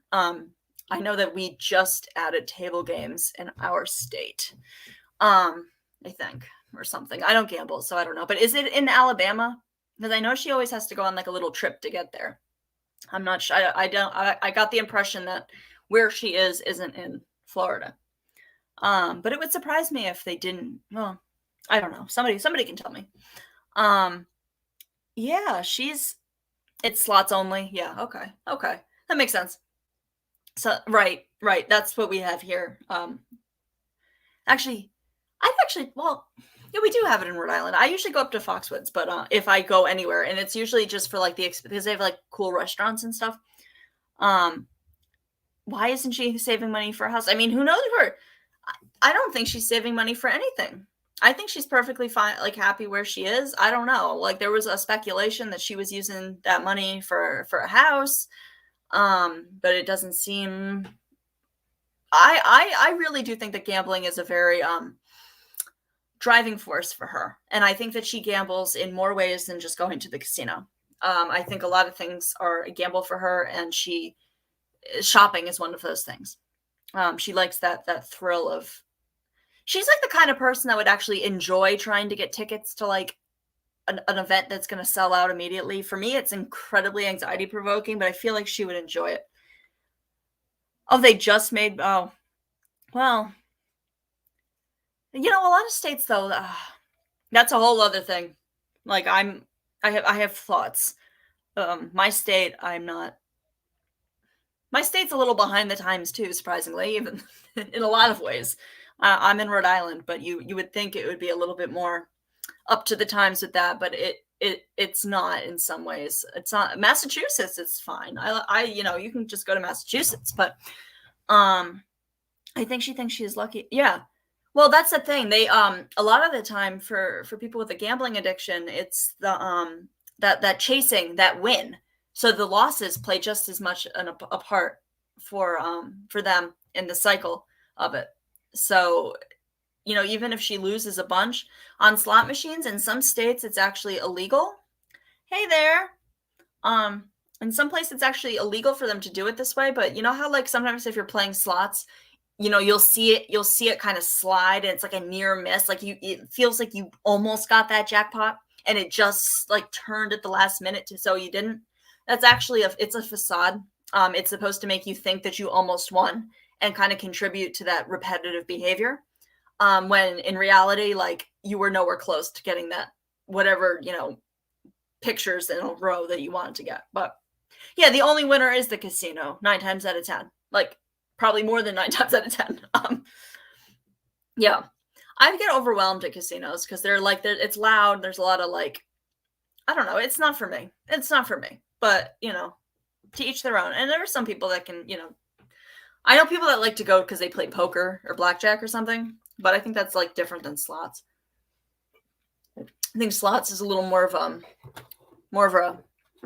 a gamble, if that makes sense. Like with no skill. I mean, a friend of mine is actually very good at poker. Although apparently I don't know, Armchair Detective was a poker player as well. So, maybe this is a theme amongst folks like this who, come on YouTube and grift for money. And I don't know. I see I like bingo. I can play bingo. I'm very unlucky though. I have never even won $1 back on a scratch ticket that like I've been gifted. Never. I think I won on slot machines once. I turned $20 into 200 once, and that's it. But I have no interest in it. Why do I want to lose money? I'm actually really big on statistics and numbers. So like in my head, I can't get past the fact that statistically I'm going to lose money. And I don't want to lose money. I don't have a whole lot of money. I don't want to lose it. Yeah, I haven't heard it. He's around, Peach. He's around. Yeah, the computers are. He's around. Way back when I first started my YouTube journey, I ended up joining a whole lot of the Facebook groups that were kind of affiliated with the different channels. And I forgot that I joined most of them, but there's a few that kind of track him. And the last I heard was like, I'm not gonna like. I don't want to go out on a limb. And this is just me personally. I'm kind of tired of seeing all the coverage of like the Chris Watts case because I don't feel like there's anything more that can be said about it. I don't know how anybody else feels about that. I don't know.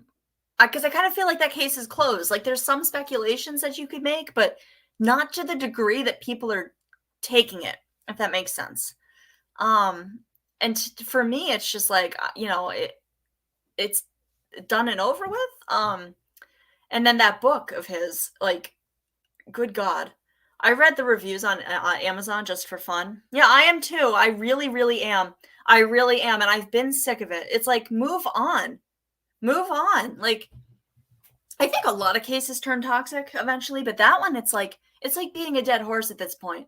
Like we know what happened, and like, is it it's a really interesting case, but there's just not that much conspiracy. Sometimes one of my favorite quotes, and I learned it actually in a Law and Order Special Victims Unit case called like Zebras or something. And it's like, when you hear hoofbeats in Central Park, think horses, not zebras.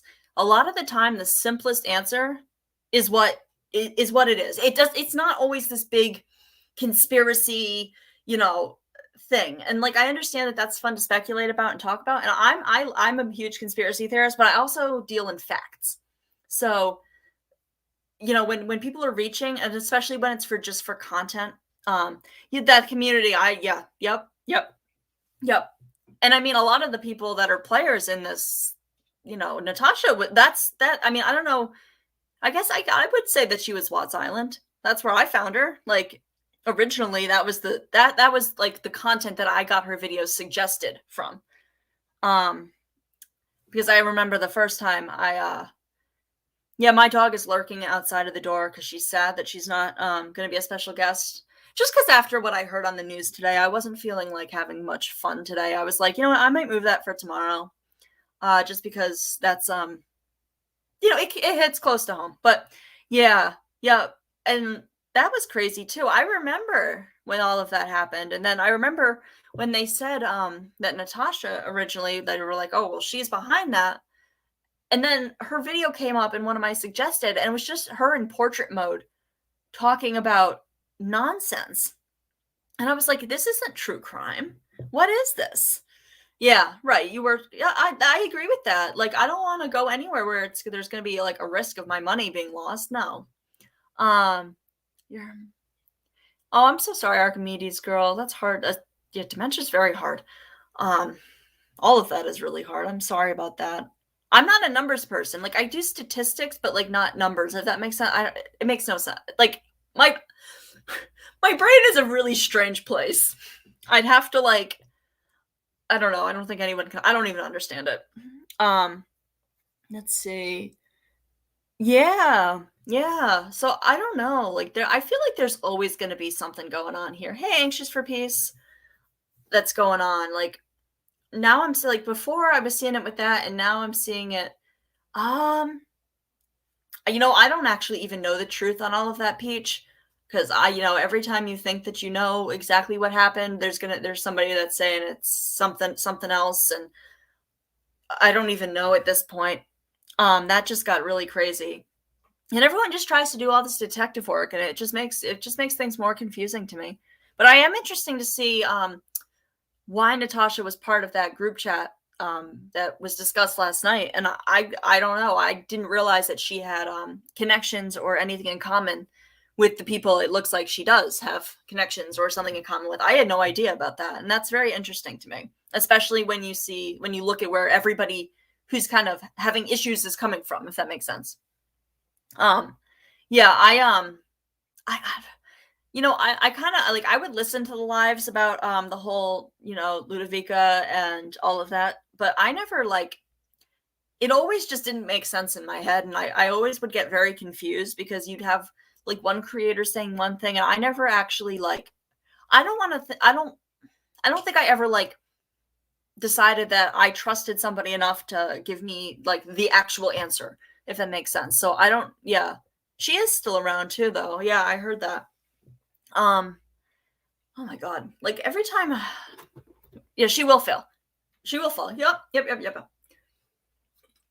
Absolutely. I mean, Rody Gal, knows a little bit about who I am and where I come from and what my family does or stuff like that. I don't want to be too specific, but in the words of somebody who knows what they're talking about, and that's that person not being me, but somebody who I have shown the information that I have seen, about Natasha, because they were curious to know who Natasha was because they thought I was making videos about the true crime author from the UK, and they were very confused as to why I was making videos about that woman.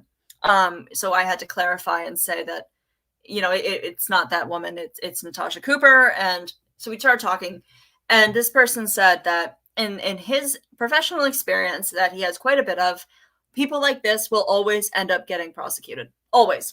It won't be on our timetable, but eventually all of this stuff is going to catch up. All of it. Well, I don't think the word was prosecuted. There was a word though that I really liked that he used. I don't remember, but I'll have to look at the text. But I completely agree with that. Nobody but two creators. Yeah. Well, I try. I'm like an oversharer, so I'm trying very hard to be very, very careful with what I say. The state I live in is just very small, so if you're in Rhode Island, everybody knows somebody who knows somebody. Like it's crazy. Like Rhody Gal and I had never met prior to this, but we have like people in common, and we met on YouTube, so it's crazy. I would never. Well, you know what? The reason why I would never put my name online is because I am the only person on the entire planet with my last name, with my full name or my last name, because my sister got married, so now I am the only one left. So there, like, it's not like you could confuse me with somebody else because you couldn't. There is nobody else with my name on this planet, which is kind of upsetting to me, just because like I can't be like, no, that was a different one. No, it's just me. And I actually probably should put my social media more privated than I have it. I do need to go through that. But I have nothing to hide, so but people will take random stuff that like out of context too. But I just can't even imagine what anyone would find. Because I'm kind of boring, I guess. But yeah, I would never put my real name online. I don't know, or else you're like a public figure and people know who you are. I would never put my whole name ever. Because you don't know who's online. I mean, look at some of the characters that pop up here. There's a bunch of loons here. Like, there is one person that we don't mention because if you say their name 3 times, they show up. There are some people that are quite unstable, and may take information like that and use it in ways that it shouldn't be used through no fault of your own. Like you might have just said good morning to them in a way that they perceived as aggressive when they're having a particularly difficult day themselves, and then they will launch an attack. And I don't want to give anybody ammunition. My family is of the utmost importance to me. Yeah, I know Archimedes girl. And you want to know how I know this? I know this because YouTube analytics is very interesting, as it shows me who is looking up my name and where. And I have a lot on Facebook, and I was a little confused by that. So yeah, I was that was like my first clue in that I might need to do some security building, because as far as I know, I'm not friends with anybody on Facebook from YouTube. I am in communications with one person, and it is not somebody who would do anything crazy. I promise you that. I know that for a fact. And that person, like, we're not friends on Facebook. We just use Messenger. Yeah. I'm an oversharer. I can't help it sometimes. Because I like to relate to people, and I've been through so much, and like I want to like help people, if that makes sense. But at the same time, I know it's dangerous, especially nowadays, and especially with everything that goes on. I need to take it more seriously. There are some things that I have no issue sharing, but yeah, I would never do that. Like, I don't. Nope. I don't even want a Facebook. Like, I don't even know what I use Facebook for anymore. I do have a Twitter, but I made that Twitter specifically for the laundry case, the Petito case rather, because I don't even know why I wanted to, like, I like deep delved into the conversation there. And there's actually one tweet where I defended Natasha Cooper, and was attacked by a woman who, I don't know if she's still in our community, but she had a lot to say to me there. And I just never went back onto Twitter, but a person dropped, really? Oh, Lord. Was it, they dropped, that's concerning. Was it somebody that, like, you knew? Yeah. Like, I'm always careful about that too. Like, you never know, especially like if you're like Rhodey and Guile and I talk, and sometimes like I have to be careful because I don't know what information that she considers personal, so I just try not to say anything at all. um, you know. But guys, yeah, Rhodey Gal, I will say, send positive vibes her way. She tested positive for COVID yesterday, and we need her to get better really soon. Yes. So I will say that. I think I have permission to say that, but yeah, we got. I don't know. Like, religion's a weird thing for me, but I do believe in vibes and sending healing thoughts and stuff. Yeah, I am, and I should be. I remember I was the reason at one of the boarding schools I went to that MySpace was blocked, because you know, they were horrified with how much personal information I had on my MySpace page. They were like, nope. Yeah, you can reverse image search, people. That's true. That's true. I actually try and reverse image search a lot of my stuff before I post it. But it's kind of time consuming, at least the method that I know. And I don't do whatever thing. The picture I have is my profile picture right now. I have seen other people use, but I took this photo with my camera. So if you see it anywhere else, you saw it here first. And it was weird because I've seen it on other people's Instagrams. I've seen it used on Facebook. But I mean, I don't mind. It doesn't bother me. I think it's interesting. I did once have my cat's picture it was taken and it was posted to somebody's blog, and it said, you know, my new cat Nefertiti. And I was like, no, that's my cat, and he's a boy, and his name's Chicory. And I don't know why you've just created a random, like, you know, Instagram that has, like, you know, the blog theme and posting pictures of my cat. My dad has fake profile pages made about him all the time. And there was one that they found was based out of oh God. Oh, what country was it? Oh, I can't remember. I want to say somewhere I don't remember. I don't think it's China because it's a smaller country. And I think they're independent, but he figured out that it was from there, but they were taking pictures from my personal Instagram page, for my sister's. My sister shut her Facebook down because of that. And like posing as him. And it was bizarre. Yeah, like why does everybody have to just fight on social media? Like, why can't we just all get along? An emo dating weird site. Oh my goodness. That's really that would really creep me out. I don't know why anybody would necessarily want my pictures. I mean, if somebody was going to catfish somebody, I don't think they'd pick my pictures and be very successful. But, you know, I know that's happened to people. That's just weird. Who does that? Who does that? Just be yourself. Just be yourself. Like, there's somebody for everybody out there. Natasha Cooper has been married and has, you know, a boyfriend. There's somebody for everybody. Let's see. Where am I? It got shut down when you contacted it. Yeah. An emo dating. I'm trying to think of what that is. Like, I'm an elder emo, so I feel like I've heard of most of these. It's kind of a running joke. There's a group on Facebook that is kind of a pop punk group, and people say that it's like it's a dating thing, and it really is. I left the group. That's so weird. That's so weird. And you want to know, that almost sounds kind of like pervy to me. That they're taking pictures of you when you were like 16. That's really strange. Have you guys ever seen, there was a documentary and it's called Tall Hot Blonde. And they made a Lifetime movie about it too. But it's about a guy who, you know, starts talking to this girl online, and she was sending him pictures, and he took his photos from when he was young and like in the military and was talking to her as his younger self. But then it turned out that, I don't want to ruin it, but like it was a double catfishing murder. Like double catfishing gone wrong, turning into a murder. And it's really hard to find the movie. The Lifetime movie you can find on like Amazon. Hey Alexis, but the oh my god, my mind is going blank. The documentary that I saw, it was really interesting. Yeah, yeah. You can find it online and you can watch it for free. I'm not sure if it's on YouTube, but it's called Tall Hot Blonde. It's a true crime thing, and it's really disturbing, and it really shows you that you never ever know who you are talking to on the other end of that keyboard. You never know.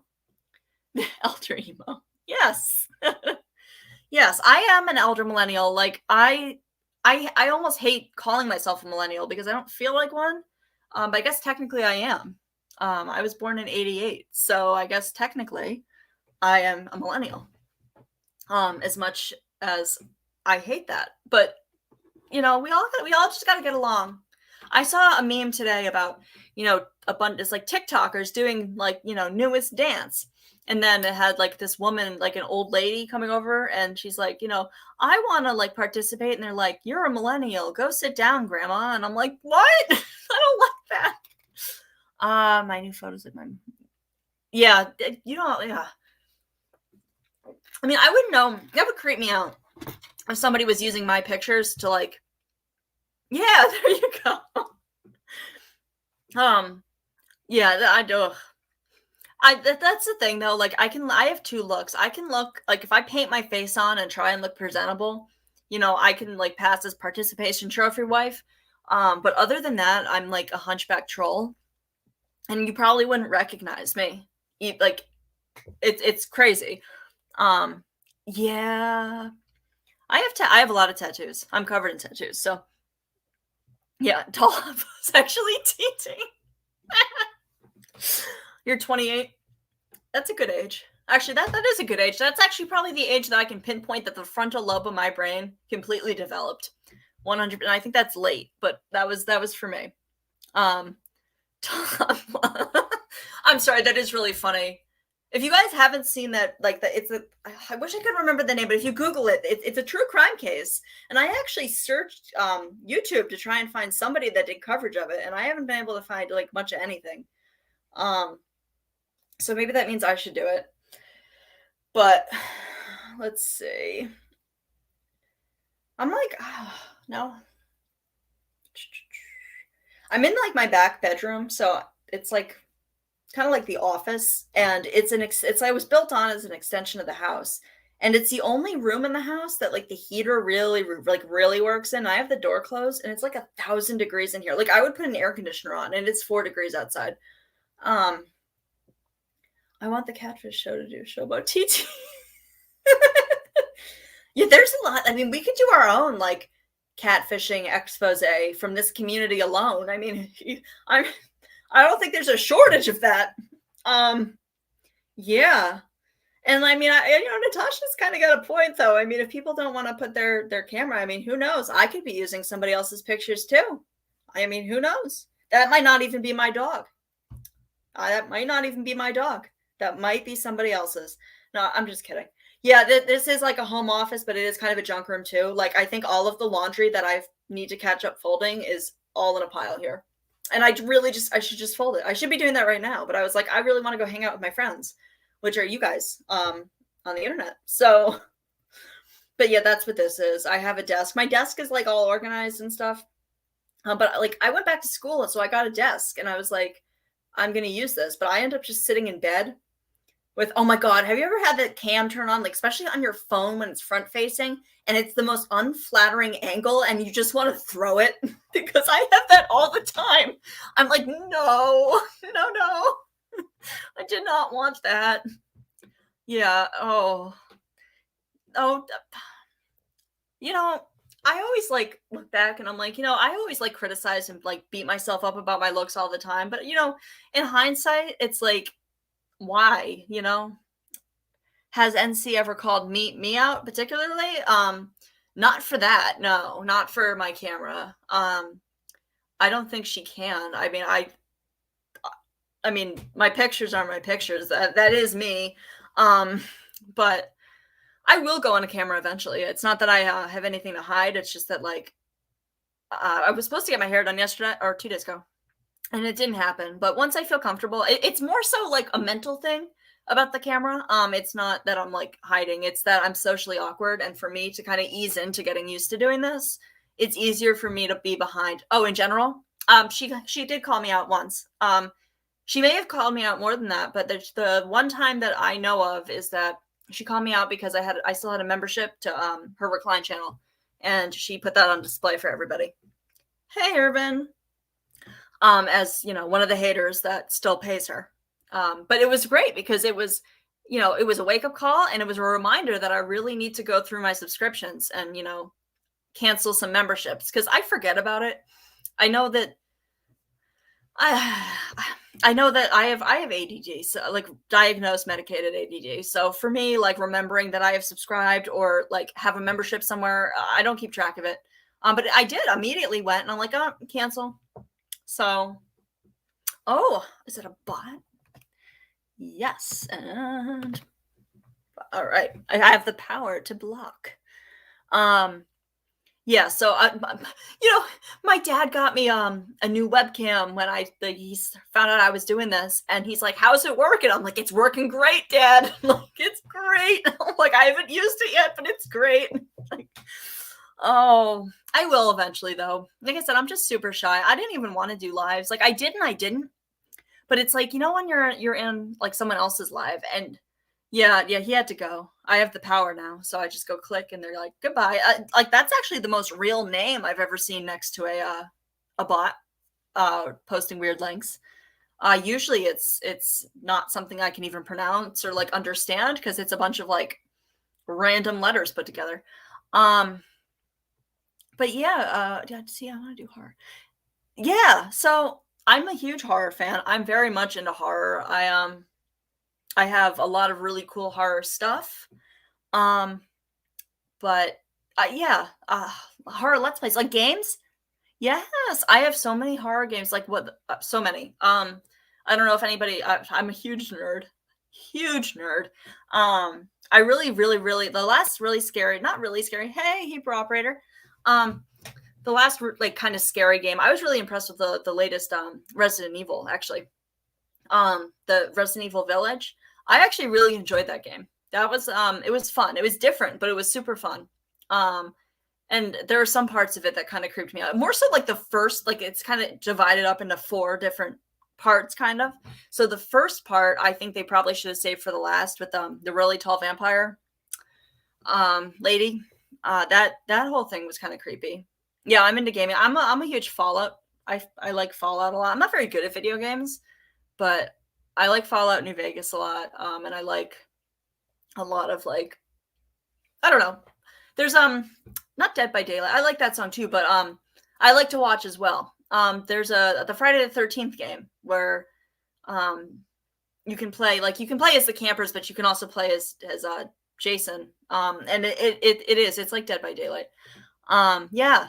So I love Resident Evil 2. I like Silent Hill as well. I wish Silent Hill would come to PlayStation, like a new one. Like I wish they would make it about it. I just don't see that happening. There was that demo that came out, PT, and I have that on my PS3, and that looked like it was gonna be like with Norman Reedus.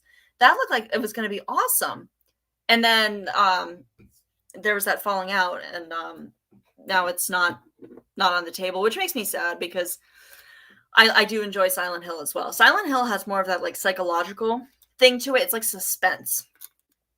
I tried Animal Crossing. I did. I really did. I have a Switch. I'm not gonna lie. I play Pokemon. I'm very excited for Legends Arceus to come out, which is soon. I am 33 years old and I play Pokemon. That's right.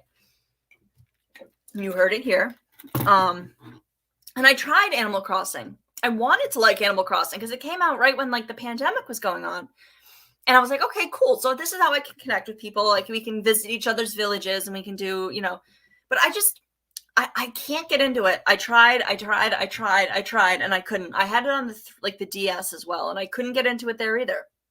And then Pokemon Snap came out, and Pokemon Snap is my jam. And this new Pokemon Snap was like, extra awesome. Yeah, yeah. I would love to do all sorts of kinds of content. Like, I don't want to just talk. I love The Sims. Oh my God. Yes. Yes. Uh, that's so funny. You know, Sims could be like crazy. Like, I went on the Sims Reddit and there are like these like mods you can put on them that are like really adult. And I'm afraid, like, I'm afraid to do. I don't want to kill any computer of mine. I have a really nice gaming computer. The one I stream from here. This is just my Dell that I do my schoolwork from. But yeah, I actually flew on the Pokemon jet when I was in Japan. That was fun. I have pictures, except you will never see those pictures. And the reason you'll never see those pictures is because it was when I was 12 years old, and that was probably the most weirdest, ugliest time of my life. Red Dead Redemption, yes. Yeah. Yeah, Red Dead Redemption. Yep. Pokemon cards. Yeah. Yeah, I was in Japan only because my dad was working over there, and had some of his books, and he was lecturing over there, and they wanted him for like, several months, and he's like, I'm not doing that without my family. So he brought us over, and I didn't appreciate it at the time. And I should have, because it was like a once in a lifetime opportunity that I'm never going to have again. But of course, I was just whining and complaining and miserable the whole time because I didn't want to be there. And I regret that immensely. But, yeah, let me tell you, like, I was like the ugly caterpillar that turned into like a butterfly, because like that was right before I went into my chrysalis or cocoon. It was horrifying. I never ever want anybody to see those pictures ever, even though they're really cool. Yeah, we do. Like, I do. I like gaming. I'm into horror. I like a lot of things, and I would love to talk about lots and lots of things here. Yep. He called you haters. That's funny.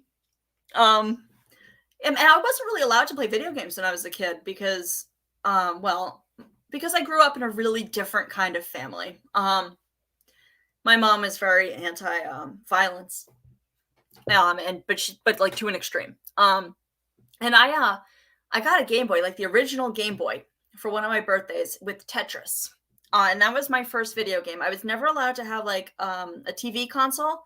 For my birthday, I would have sleepovers where we could go to Blockbuster and rent a Nintendo 64 for like a night for my birthday. And that's it. So there was very little screen time. But you know what, back then there was a lot more to do, I guess. What? Oh no. Yeah, we have the VR too. We have one of those. I really wish because there was the Resident Evil, the oh god, which one? If you guys know what I'm talking about, yeah, there's one of them that came out for the VR, and I got it. And and then there was a Skyrim also had a VR one, and yeah. Oh my god, yeah, we're talking about the same one, Peach. Okay, yep. But yeah, me too. Yep, because I was in that we have a VR, and I was like, I can't do this. This is too much. Like, it makes me dizzy though. I have some severe motion sickness, especially from my spine injury. It has some neurological effects, and one of them is severe vertigo. A lot. It's gotten better, but when I first, it was bad. I could barely look at screens at all. Yeah. I know exactly what you're talking about, Peach. I know exactly the moment you're talking about. That was horrifying.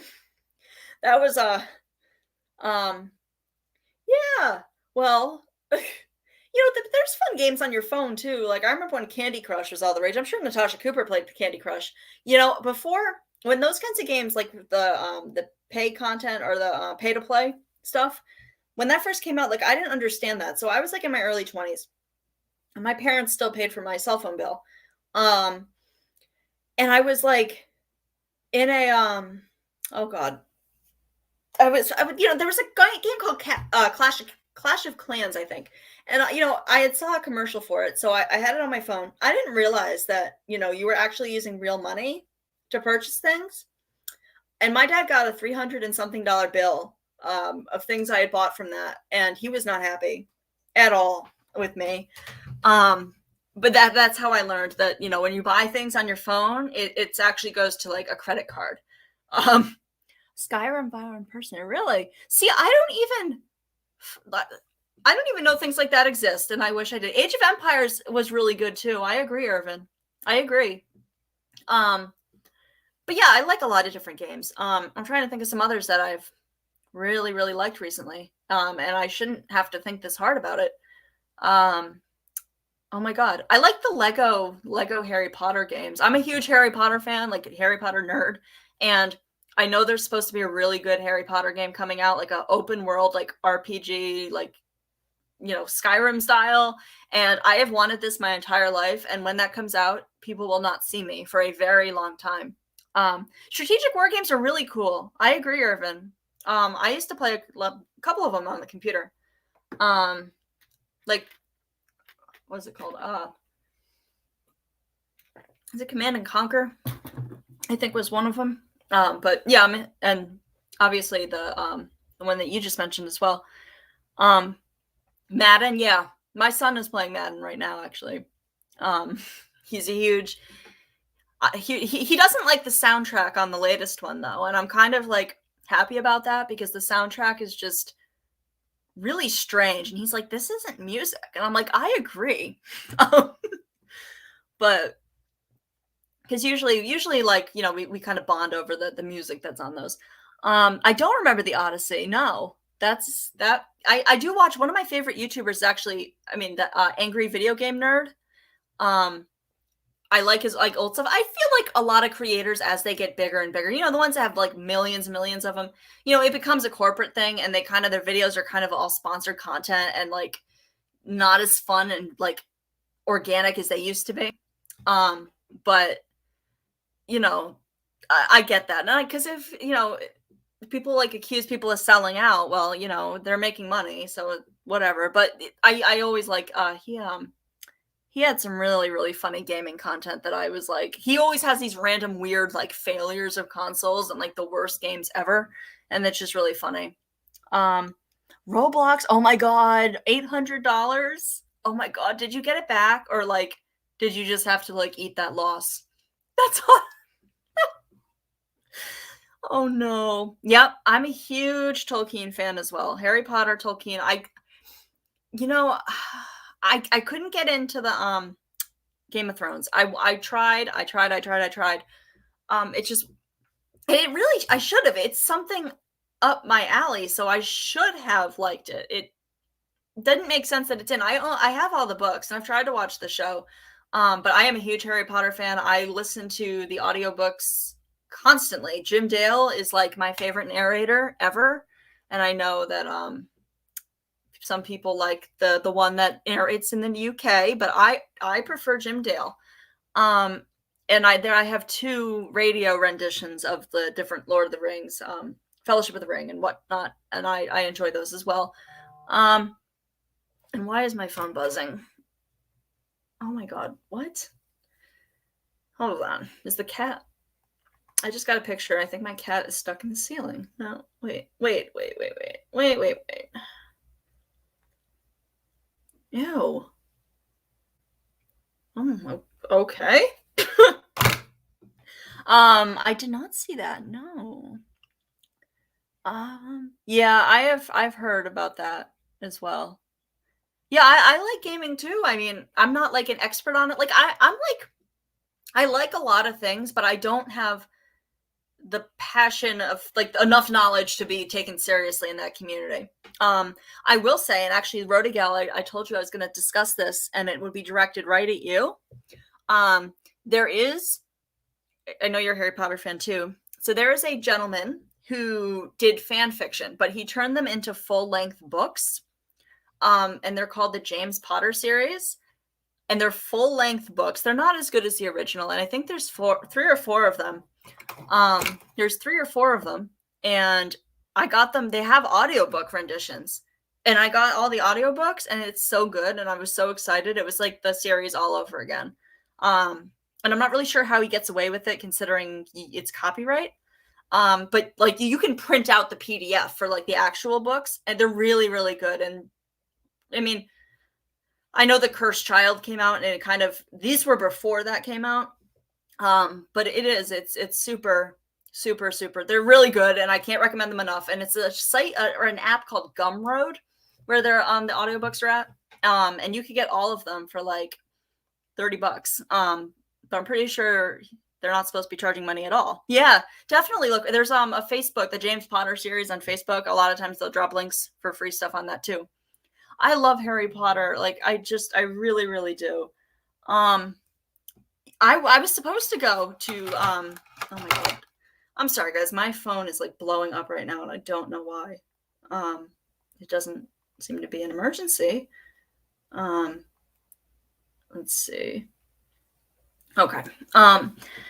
But yeah, I was supposed to go to Universal Studios for my honeymoon, and then I didn't end up getting married. Like, made that decision a week before the wedding. So, yep, I missed out on that, and I still haven't been able to go. And I would really love to go. I'm a proud Slytherin, so yes, I have a soft spot for Snape, and I know that people are like, but he's an abuser, and but people change, and that's what a character story arc is for. And I am actually. It's really interesting that you mentioned Twilight. And this is one of the things where I don't like to overshare because I don't like to give out personal information. But it's very interesting that you mentioned that. And you know what? I will say, a family member of mine is very involved in that series. That's all I'm going to say. And I got that book way before anybody else did, and I never read it, and I didn't care for it when I did. But yeah, I know it was a big deal, and I wasn't a fan of Twilight. I tried. I did try. I did. The fan fiction hole, it was awful. A lot of the fan fiction is awful. And a lot of times, what was it? Because like some of them are trying to be family friendly, or like they have like values. Like they actually have lawsuits. Like J.K. Rowling has actually sued people for sexual Harry Potter fan fiction. Look it up. It's true. And I was like, oh, okay. Like, Anne Rice, yeah, I have all of hers too. That's on my same fandom bookshelf that I have. I have all of her books. Oh, not all of them, but most of them. It's so sad that she passed away. Not that long ago, actually. I'm trying to think of. I love books. I like true crime books too, though. That was my original thing I wanted to do for YouTube, as I want to do a true crime book club, because there's so many books that are for true crime that are like just excellent books that people need to read, and a lot of them are on audiobook format, because like that's the thing, I usually just listen because I'm always looking for something to listen to rather than read, because I don't know, Draco Malfoy, if you read the James Potter series, there's definitely, it's very interesting. I don't know if I've heard that one, Anxious for Peace. I probably might I mean, obviously I got started in the horror thing with like the Goosebumps books. And I also had some of the Are You Afraid of the Dark books as well.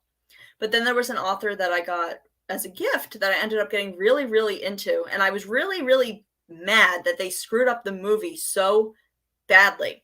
But the author's name is John Bellairs, and the movie was The House with a Clock in Its Walls.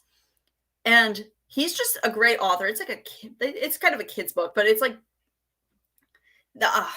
it was like with Jack Black and somebody else, and I did not like what they did to that movie and that book, and I was like, I'm just gonna pretend that doesn't exist, just kind of like how I don't exist that the first Golden Compass movie exists, because that's another one of my favorite series is his Dark Materials. The Golden Compass, Subtle Knife, and Amber Spyglass. And I still haven't watched the series that I believe is on Amazon, because I am just so afraid they're going to butcher it. And I've heard that there is a Lord of the Rings. It is the highest budgeted like TV show ever, and it's supposed to premiere in 2020, like this year, apparently, because it was in like one of the like Watch Mojo like most anticipated lists of like TV shows for 2022. I've never watched either of those. I'm always looking for different series to watch, and I like a lot of like the the teen shows that are on Netflix, like, I get made fun of constantly for what I watch. Like, I'm one of those people who watch most of this. I can't get into Riverdale though. Like, I'm sorry, I just can't. Like, when the first premise came out, Dexter, actually, Alexis, it's interesting you mentioned that, because I am rewatching Dexter as we speak. Like, well, not as we speak, but that's what I'm going to go do after this. I haven't watched the new series, series yet. A friend of mine was watching it and isn't loving it. But I wanted to watch the whole series again. I love Dexter. I have all the books as well. And I like You a lot. The books are really good, guys, though. Like, if you like the show You on Netflix, I strongly suggest you read the books. But even just get the audiobooks on Audible, because the narrator is amazing. You'll love it. Let's see. Yeah, Riverdale I couldn't get into. I thought the premise was interesting, but like, nah. But I like Cobra Kai. A friend of mine was like, "Here, you need to watch this." And I'm like, "Okay." I never watched The Karate Kid or anything growing up, but I don't know. I thought that was a good one. But a lot of the stuff that they do based on books isn't great on Netflix, I found. I'm trying to think of another example. Oh my god, I can't even think. My brain isn't working right now. I'm trying to read the chat too. Books are usually better. The show isn't bad though. I didn't really care for the latest season of You. That was like completely off base from the books. At least the first 2 seasons were actually based on the first 2 books, and the first season was actually very, very, very close to the first book. They got most of the details right, but the third book for You, I couldn't really get into the third book either. It's kind of boring. I hate saying that, but I found that season 3 of You on Netflix to be more enjoyable than the book, and they're completely different. There is nothing normal. Like, I don't want any spoilers. I don't want to spoil anything for anybody, but the third book and the third season are completely different storylines. There is nothing, very little similar, except that there's somebody that works at a library. Let's see. I wish I could design things. I'm not very crafty. Like, I saw like, I was looking at like different bee things, because I don't know, now I guess that's my new branding is bee, like bees, or who'd have thought. But they had like a little crocheting kit, and I remember I was like, you know what, why do they stray from the books? Well, that's interesting that you ask. I think what that was they started, because of like how COVID is gone, they wanted to film that as when they could. And I believe that they did it before the script, the timing was off, because the book came out last April, but I think they had already been filming it. So I'm not really sure. It's also because how they ended it in the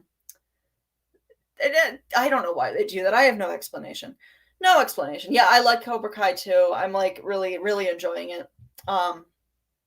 I don't like the fact that the music on the fight scenes, like the sound effects, are on so loud though, because I'm trying, like, I can't. Does anyone else notice that? Like, the dialogue is so turned down, but like when the action scenes happen, it's like too loud. I am like, it drives me nuts, because like the battery on my remote is dying. So like, to get the volume to go, you have to like hold it as hard as possible. And it sucks. So I'm always like I don't want to bother anybody. Not that anybody in this house is considerate of me when it comes to volume and sound, but I try to be considerate of others. Most of the time I need to soundproof most of this house. Yeah. Cobra Kai, I've enjoyed every season of it, and I didn't get into it until like later on. My hairdresser was actually like, "Are you watching Cobra Kai?" She's like, "I want to finish this up," because I have 2 people that do. I have one person that colors my hair, and I have another person that cuts my hair. I'm weird. But she was like, "We got to get through this, because I want to go." I've been binge watching it, and I'm like, "What is Cobra Kai?" I'm like, I thought it was a reality show at first. And she's like, "No, it's not a reality show. It's from like the Karate Kid." And I'm like, I never saw them. So, let's see. Yeah, I wish I was crafty though. I do. I used to do like coloring, but I would never sell my coloring pages. That's weird to me. But I guess, whatever your hustle is. I mean, if people want to buy coloring pages, I mean, look at the things people sell on OnlyFans. I mean, geez, so I'll sell my bathwater. I have no, like, but Natasha would too.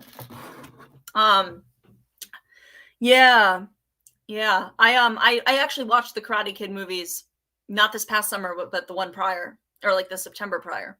Um, yeah. Um, let's see. Yeah, bathwater. There was a creator, I believe she was a YouTuber actually, but was on OnlyFans. And I think it's more than just one person that's done this. I've seen a couple of videos that was selling her bathwater. She put it in like jars to sell to people. Yep. Yep. And people bought all of it, which was also kind of strange. I'm like, I'm definitely in the wrong line of business. If I could be making money either sitting and berating people on YouTube or selling my bathwater. Yeah, I honestly haven't either. That's not really, not that it's not my speed. I just have no reason to go on OnlyFans. That's not. There's nothing that I would be looking for there personally, but I don't judge anybody who does. Yeah, I saw that too, actually, Amanda. That's what kind of brought it to mind. Yeah, right. I'm in the wrong field. I was like, I should. I mean, I told somebody that was like, you're too old, and I'm like, what do you mean I'm too old to have an OnlyFans? Why not? Like, no. Oh, the Brotherhood. Yes, yes, yes, yes. Like clapping because I've never heard anybody else that watched that. I think I have. I think I do know what you're talking about. Someone gaslit you, Irvin. How dare they? Rody Gal, thank you for being a knight in shining armor over here. Let's see. You know, I've always wanted to. I feel like every creator at some point, like when they're bigger, gets sponsored by like those VPN things, and they're always like, you can watch Netflix series that aren't anywhere else. And I'm like, sometimes I'm kind of like wanting to do that because there are some shows that are in the UK that you cannot watch here. And I'm like, I don't know. And it's weird because it's like American shows too. Yep, she does. I saw that. You know who comes up in my sponsored content all the time to the point where I just sub to him because like, I don't know, because I just saw his face enough. The Dr. Todd Grande dude, and he did something on that. I don't know why my phone's bothering. Let's see. Yeah, that's like she could just start selling off pieces of her recliner pretty soon. You know, as like a collector's item. You know, you have your very own piece of fabric that's been under Natasha Cooper's ass for so many hours. It's like ridiculous. Yeah, selling the well. That actually is a thing. Hashtag like that is definitely something that goes on and that happens. Yep.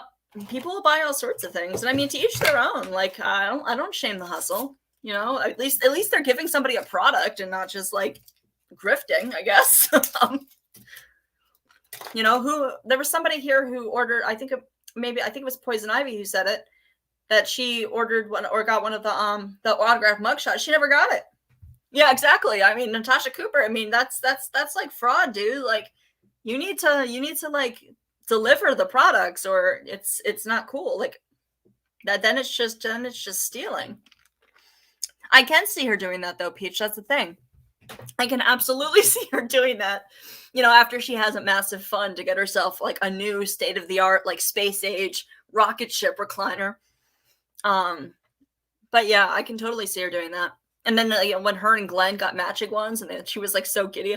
I don't think anybody ever received their translucent nightie. Yeah, it's a shame too. Because I'm sorry, I'm overtired, so I'm like laughing at everything. And the muumuus. But I remember like on like the Christmas marathon that they had, she had I think it was I forget who it was. I think the woman's name is BBT Boston. I'm not sure though. I believe that's her name, but she was up there with another woman, and they were all talking about the muumuus, and they were like, "Ladies, let's all put on our muumuus and come up and like, you know, come up on Natasha's panel, and we'll all wear our muumuus." And I'm like, I need to see this. I was waiting because I'm like, I need to screen record this because that would make me like laugh. Yeah, the 90s are like, I don't judge any. Like, if you're comfortable wearing that, I remember one of the ladies was asking like how it's comfortable to sleep in that. I don't think I'd be comfortable sleeping in a nightie like that. Yeah, I'm telling you guys, I got copyright struck for or something. I don't know if it's not struck. I don't know what the word for it is for posting it. So I posted a clip of it in my shorts, but because it's a Simpsons episode, it's called King Size Homer. And it's where basically they're at one point and he goes and gets a moo-moo. And it's the funniest thing. Like when you are somebody who's like seen Tasha Cooper and been part of that community, and then you see that episode, which it is in my shorts and my videos, you're just gonna die laughing because it's perfect. It's perfect. Yeah, I think we should all get a fake beard though. You know, Country Joe strong. Country Joe is good people. Good people. And I support Country Joe very, very much. And I would be honored to get a beard and, you know, to be part of that.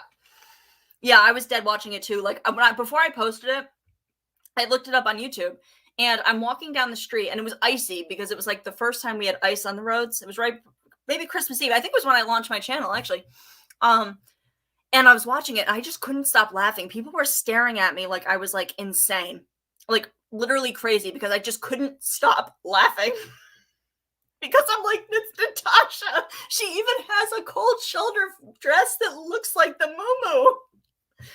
Yeah, I would love, you know, I've been meaning to reach out and see if CJ would ever come up on my panel or vice versa, because she also does music and rewrites songs, and I too am a musician who rewrites songs and would be honored to put a beard on and do that. Honored. You find out that's awesome, Peach. I like that. If you guys haven't seen, I don't know, it's like a 90s song, so I'm not sure if everybody's familiar with it, but it's by an artist called Meredith Brooks, and it's called Bitch. And Country Joe did a rewrite of that, and it's fabulous. And if you haven't checked it out, you should go to Country Joe's channel right now and watch it, because it's great. It should be on your Spotify playlist. I wish it was. You love Natasha Cooper? All right. You know, I don't judge. I don't, you know, I mean, as long as people are respectful, you can love whoever you want, you know. I'm not in the mood to fight with people and anybody today. I think we should have a Country Joe Appreciation Day. In fact, we should do testimonials about how much, you know, Country Joe has meant to us. And, you know, like Natasha, no, Country Joe would never want you to do that. That is kind of spamming. I'm not going to lie. Like, I've been very tempted to, like, I don't know. That's the difference, though. When, like, people come over to my channel and leave nasty comments, you know, from her chat defending her, they're like, what? You're a hypocrite. I'm like, no, you know what's hypocritical, though, is that, you know, you're coming to my channel. I don't go to Natasha's channel and comment nasty things. I don't go to any channel that is, quote unquote, pro Natasha and write nasty things. I don't troll anywhere. And, you know, but yet here you are on mine. So, oh, I want to cam up wearing a moo-moo. I'm looking for one. I mean, if you, you know what? I'm going on my phone right now. I'm going to look up moo-moos and I'm going to get one. And that'll be my face reveal. I'm going to have a moo-moo. It's going to be good. I'm going to get a moo-moo, and I'm going to get my mini chainsaw. The things nightmares are made of. And then, you know, what is that other thing? Does she have like plastic, like stick-on dicks that she puts on her forehead? Like, I'm sorry if that's offensive to anybody. This is my after dark self. But yeah, that's what those were, right? Like her and like Chris, like it was the most cult-like thing I've ever seen in my life, was a panel full of people with these stick-on dicks on their forehead. I was like, what is going on? Yeah, I think, I'm starting to get a little crazy. That's what I wanted to do tonight, though, was like BeePlus After Dark. Because I am definitely not always, I've always wanted a place where I could like be myself and not kind of put on a, I don't know. You ever like get tired of being an adult and having to be like mature about things all the time? Because I'm 33 and I don't feel like I'm, you know, necessarily, I don't know. I feel like I'm still a kid in a lot of ways. Oh my God. Okay. I feel bad even mentioning this, guys. I really do. Yeah. Yes, stick on dicks. I want to know too. That's the thing. They were literally wearing it on their foreheads. And then Christiane's kept falling off. And like, there's a video. I found footage of it. And I took a screenshot. They had like drawn all over their face. and then it was bizarre. I was like, what am I watching and what is going on? Yeah, but I felt really bad. Oh my God, what was it? Oh, actually, you know what? I don't even think I can say that. I'm not going to say that because that actually wasn't funny. The movie Clerks. Yeah, of course. Of course. You'd think I would like Clerks more, seeing as that I've, worked retail. Oh, yeah, she is a dickhead. Yeah. I've worked retail quite a bit in my life. But for me, like the other movie that kind of falls into that category for me is called Waiting. You know, the one with Ryan Reynolds and Dane Cook. That movie is hilarious. And I'm not really into a whole lot of movies. I can't sit through a lot of movies. Yeah. I'm surprised nobody else saw that. Yeah. I made a video of it, and she's like, well, now somebody was like, well, Natasha, now they're going to say that, you're the devil and those are your horns. And she's like, I was thinking more double-headed. And I'm like, I'm done. I'm done with the internet for today. I'm done. I am done with the internet. Yeah, I was like, what is going on? And at first I thought they were unicorn horns too. And I'm like, okay, I get that. That's fine. That's cool. They want to wear unicorn horns. I mean, fine. And no, definitely dicks. I don't know. And she's like, mine keeps falling off. I always want to know what Dalton thinks of all this. Like, he just seems like he kind of just goes with the flow. He's just like, I'm not getting involved. I'm not here most of the time. No, you're not alone. And it drives people crazy. It really does. Because, if you're looking for somebody to go to the movies with, I'm probably not that person, or else it's something that I'm really in the fandom for, in which case, then I really, really, really, yeah, she's like, everybody go buy them. And she's like, Natasha, I bought one just like you. And it was really bizarre. Like, it was like, Black Mirror shit, like all of them wearing it. And I was just waiting for them all to get matching recliners and muumuus. That would be a fun cult to like report on. Oh, yeah, advance. I don't know why she had. Oh my God, it's bad. I know, it's like it keeps falling off. And then Christiane was like, I accidentally left it on my table overnight, and my husband was like, why is there a dick on the table? I'm sorry. I was like, that's like, I don't know.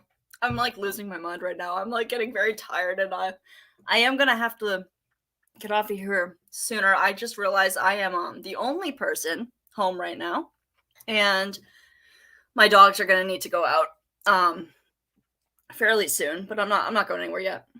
Tomorrow night will be fun. I'm going to be on a little bit later tomorrow night than I usually am. Just because I like having these kinds of conversations, and I don't like it's like my after dark self. But seriously, yeah, if a family refuses use service, why is she so obsessed with that stuff though? Like, everything is about dicks with her. Everything. Like, I have an entire video that I'm like still editing but putting together of like just how obsessed with dicks she is. It's really disturbing. Yeah. I don't know. like just how she says, I've never seen anything like it. It's the craziest thing. Yeah, because she doesn't get it. Yeah, well, I don't want to go down that. I opened that door though. Yeah, I can't. Like, I'm not, it's cool if they want to go up there and have fun. I have nothing against that. I just think it's funny. No, Irvin. No, nope. Not even gonna go with that image in my head. Don't want to think about it. No, but she's always saying, like, she had that nerve. Like, I actually thought that was really offensive for her to say that about Mommy Ramblings. I don't really like anybody saying that a woman should be dick down. Like, come on, that's trashy. That's a trashy thing to say to another woman. And half the things she said about Mom, and like, it's not even like the same. I don't know. She's like, and I'm like, Natasha, maybe that's what you need. Maybe your blood pressure, would come down a little bit, and, you could relax and, maybe not be on the internet all the time. But, I stop, guys. I don't want to get too inappropriate, but I agree with you. Yeah, she is. I can't. Like, if they want to do that on their lives, that's fine. As long as they're not taking advantage of people and, like, forcing it to like, donate to Natasha's dick fund or whatever, you know, like as long as they're not doing that, I'm fine. Right. It's like, exactly. Exercise, a little bit of moving, getting out of the chair a little bit. I mean, there is love at all ages, uh, all everything's. I'm like waving my arms around. Nobody can see me. Uh, yeah, I need brain bleach now too. I think I'm gonna go like eat my feelings and watch. Actually, what was I gonna watch? I was gonna watch something. Oh, Dexter. That's right. Vampire Beats. Oh no. I seriously, I have I'm like the worst. I feel bad because with YouTube analytics you can see your like the ages of the people that watch you. And I'm always so careful. I don't want to offend anybody because most of the people that watch me are older than I am.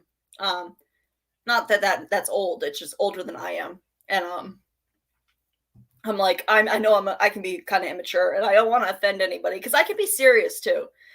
I can go either way. Like I can be very, very professional and I can be very, very unprofessional. And I don't like picking one. I like being both. But she ruined chicken fingers for you. No. I don't even know. She gets so much fast food. Like, why? Like, I like fast food as much as the next person, but like she eats it every single day. Like I can't imagine how bad her digestive system is. You can't eat that every single day and be okay internally. Like I don't think that that's science. I just don't. And I don't want to body shame anybody either cuz like that's not it's not even about that. I really normally 9 times out of 10 I wouldn't. Okay, thank you, Anxious for Peace. See, and I always assume that like I just know that there are some people in this community who are I don't know, maybe a little bit more that a lot of us come from Natasha, so I don't even know what to say about that because stuff that goes on over there, if the people are okay with that, then whatever. But I'm always afraid of offending people. I think it's just because I've grown up how I have, and I've always been.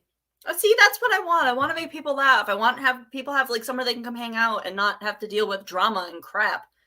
Like because it's you get worked up over it. Like just like she made that recline channel. Like this is my recline channel. Yeah. What? Well, yeah. Yeah. Right. Even if you're thin. Exactly. Right. She does. She attacks looks all the time. I'm waiting for her. I'm waiting for mine. I already know the first thing she'll go for me, and it's fine because the reason that I look that way is for something horrible, and if she goes for it's a horrible thing. I'm waiting for her to go for my nose, because if she went for mommy rambling, she's gonna go for mine. Mine is because mine was broken and never set, but it's cool. Yeah, my hive, exactly. In fact, I have a picture of myself in a recliner that I'm going to be using very soon. Except like the recliner is like, I don't know. I don't overtake the recliner. Yeah, hating people. Oh, then you might be hating me right now. I have lozenges right now.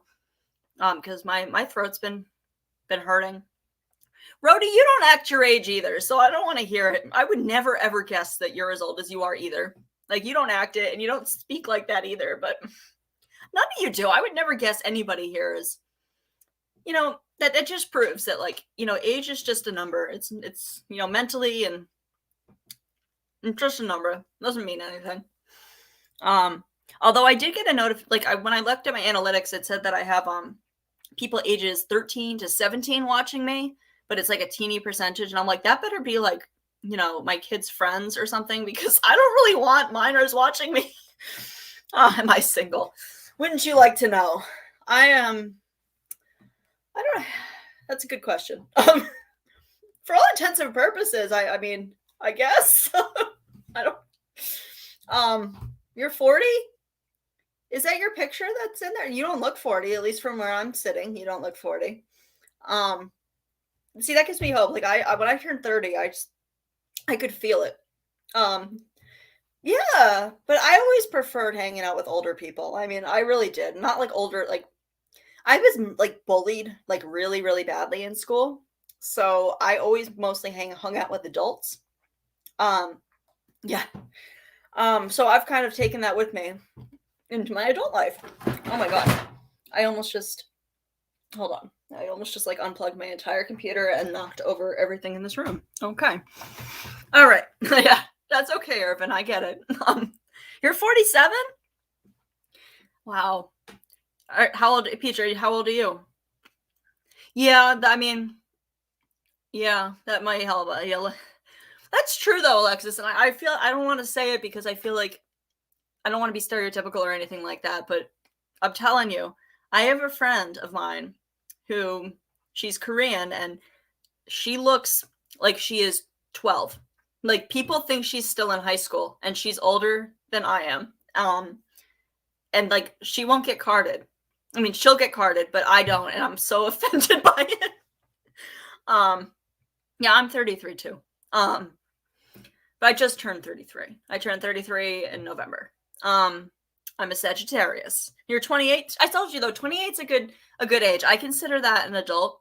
I don't consider that like you're still a millennial. You're still my generation. I'm pretty sure. Anyway. Um, posting kids. Yeah, yeah, right. Well, I try to not be offensive anyway. I really do because I am and if I do offend somebody or if I say something that somebody doesn't like or makes I want people to tell me because it's not intentional. Yeah, mine very young as well, Peach, obviously. So but you know, a lot of the times it feels like more of a friend than a parent child relationship, and I don't know if that's a good thing or not, but um yeah, Irvin, I've seen you on a panel before. You don't look that old either. I don't think you look that old. I remember I've seen you on a panel maybe I don't know, a couple months ago. Um, let's see. Yeah, I like I said, age is just a number. I mean, honestly, I've always thought that, and people always made fun of me too about it because you know I don't know. I hang out with some interesting people. Not a good thing. Well, I worked in group homes with kids too. It's my I don't really I don't want to like divulge too much of my personal life, but I mean my life has been very interesting and complicated. Um and I don't know. Every oh my god. I actually would kind of find it funny to have like a YouTube dating game, but not really because there are some weirdos on here. Um let's see. There are definitely some weirdos on here. Let's see. 12 years older. Oh, yeah, I love it. Isn't it weird when somebody who's only like 2 years older than you like acts like they're so much older and superior? I don't like that. I'm like, dude, you're like not that much older than me. Why are you talking to me like I don't remember something? I don't know. And then you spent your whole life wanting to be like so grown up, and like it's not all it's cracked up to be. It's a trap. Um, but you know, and you realize that you've spent a good majority of it like being miserable and not appreciating like being here. And by the time you realize that and you become self-aware like that, like you start panicking because you're like, I'm getting old. I don't know, or maybe it's just me. Yeah, my life is fairly boring too these days, especially you know with the pandemic and things. I really don't do anything at all. I spend a lot of time at home and then outside. I go for a lot of walks. I don't drive very much just because I don't have anywhere really to go. And I can walk anywhere that I need to. That's one thing I really, really like about where I live. There's a lot of good places to walk. Um, yeah, like I said, I like British accents too. Like my sister, my brother-in-law is. I guess it's so weird saying because yeah, it's new. But they're British, and it's I like that accent. I like Australian accents though, personally, are kind of my thing.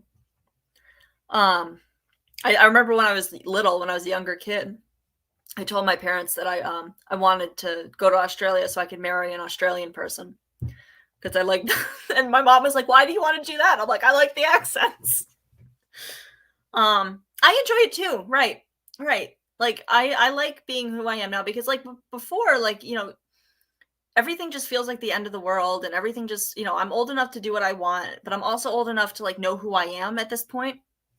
Um, yeah, I get exactly what you're saying though, Archimedes girl. I totally get that. I know exactly what you're trying to say there, and I'm trying to like articulate in my own words, but I agree with you. Um, I kind of wouldn't. I mean, I just think that I mean I hate saying that this is gonna make me sound really terrible, but like I mean I think that like I just got better looking with age, and like I'm hoping that that continues. But I don't think I think that like confidence is something that looks good. Like and I've never been confident. I was never popular or anything like that, and I've just started kind of coming out of my shell as an adult. So Boston accents, really? All right, all right. I live amongst lots of Boston accents. But I don't have an accent really. I don't know. Yeah, from Queens. Oh, yeah. New York is another really strong accent one. You don't want to be catfished. I don't blame you. Um, I would be afraid of that as well, considering I know of many instances where somebody uses a picture that might be disappointing when you meet that person, or they use a picture that's like really old, so like it's technically them but not really. And I think it's like, especially if you're looking for somebody to date, you got to be as upfront and honest as possible. Like no good relationship is built on lies. None, zero, zero. So I'm glad you guys are having fun with this, because I wasn't sure what I was going to talk about today. I was kind of like I was kind of put in a weird mood from current events and stuff. So I was like, I don't really know if I feel like being fun and silly tonight, just given things going on. And I actually haven't looked at any updates from that, just because I've been here with you guys and I don't want to be on my phone. I'm not like Natasha. Also, though, I don't have anybody else here talking. So if I was just on my phone, yeah, yeah, exactly. You're at that place, right? I get that. I get that. I'm not quite there yet, but no, and life is what you make of it. So like, I money doesn't buy happiness, and you know, it's all what you make of it. Um, Orphan. I'm trying to read. Yeah, I would love to. I don't know.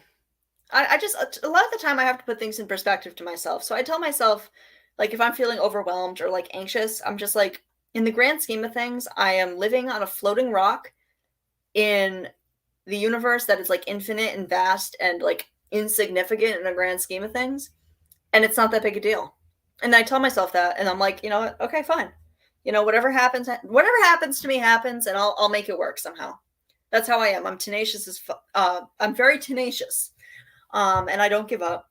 And if I want something, I get it, and it's all I adapt. So if like because sometimes I get anxious about money. There have been times where I've been very anxious about money or a decision that I've made or something, and I'm just like, you know what? Whatever happens, happens. It's in the past. You can't. There's no point in like worrying about it because it already happened. You can't go back in time. But how I handle it going forward, I do have control over. So I've had to do a lot of work on myself. I was in therapy for many years before my therapist ghosted me, literally ghosted me like 2 months ago. I saw him for like 5 years and he ghosted me. And I'm very upset about it. Like he just never texted me back at all. And I was like, dude, like I thought we like clicked. I guess not. So if you're seeing this, which you're probably not, I'm mad at you. So yeah, I was seeing him for like 5 years, and I was really therapy resistant. Like, and he, he told me so many times he wasn't going to abandon me or anything like that. And then he went on a leave of absence.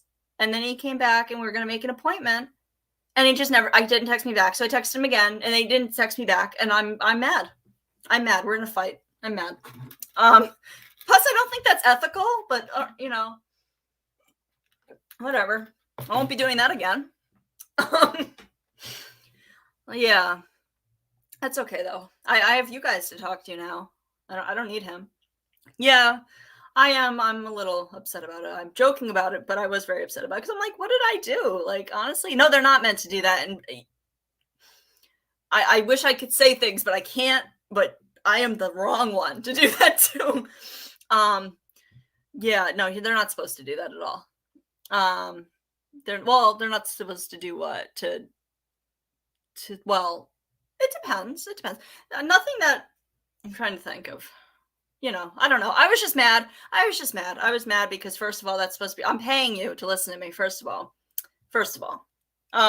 yeah. I didn't tell him. I saw him for like 5 years. Yes. He ghosted me. He did. He ghosted me. And I was like, what the hell? Yeah, it made me feel very bad. Yeah. Well, yes, they can get into a lot of trouble for that. I was suggested to write a letter to him about how I felt about it. And that is what I will do. But I don't want to be angry at it.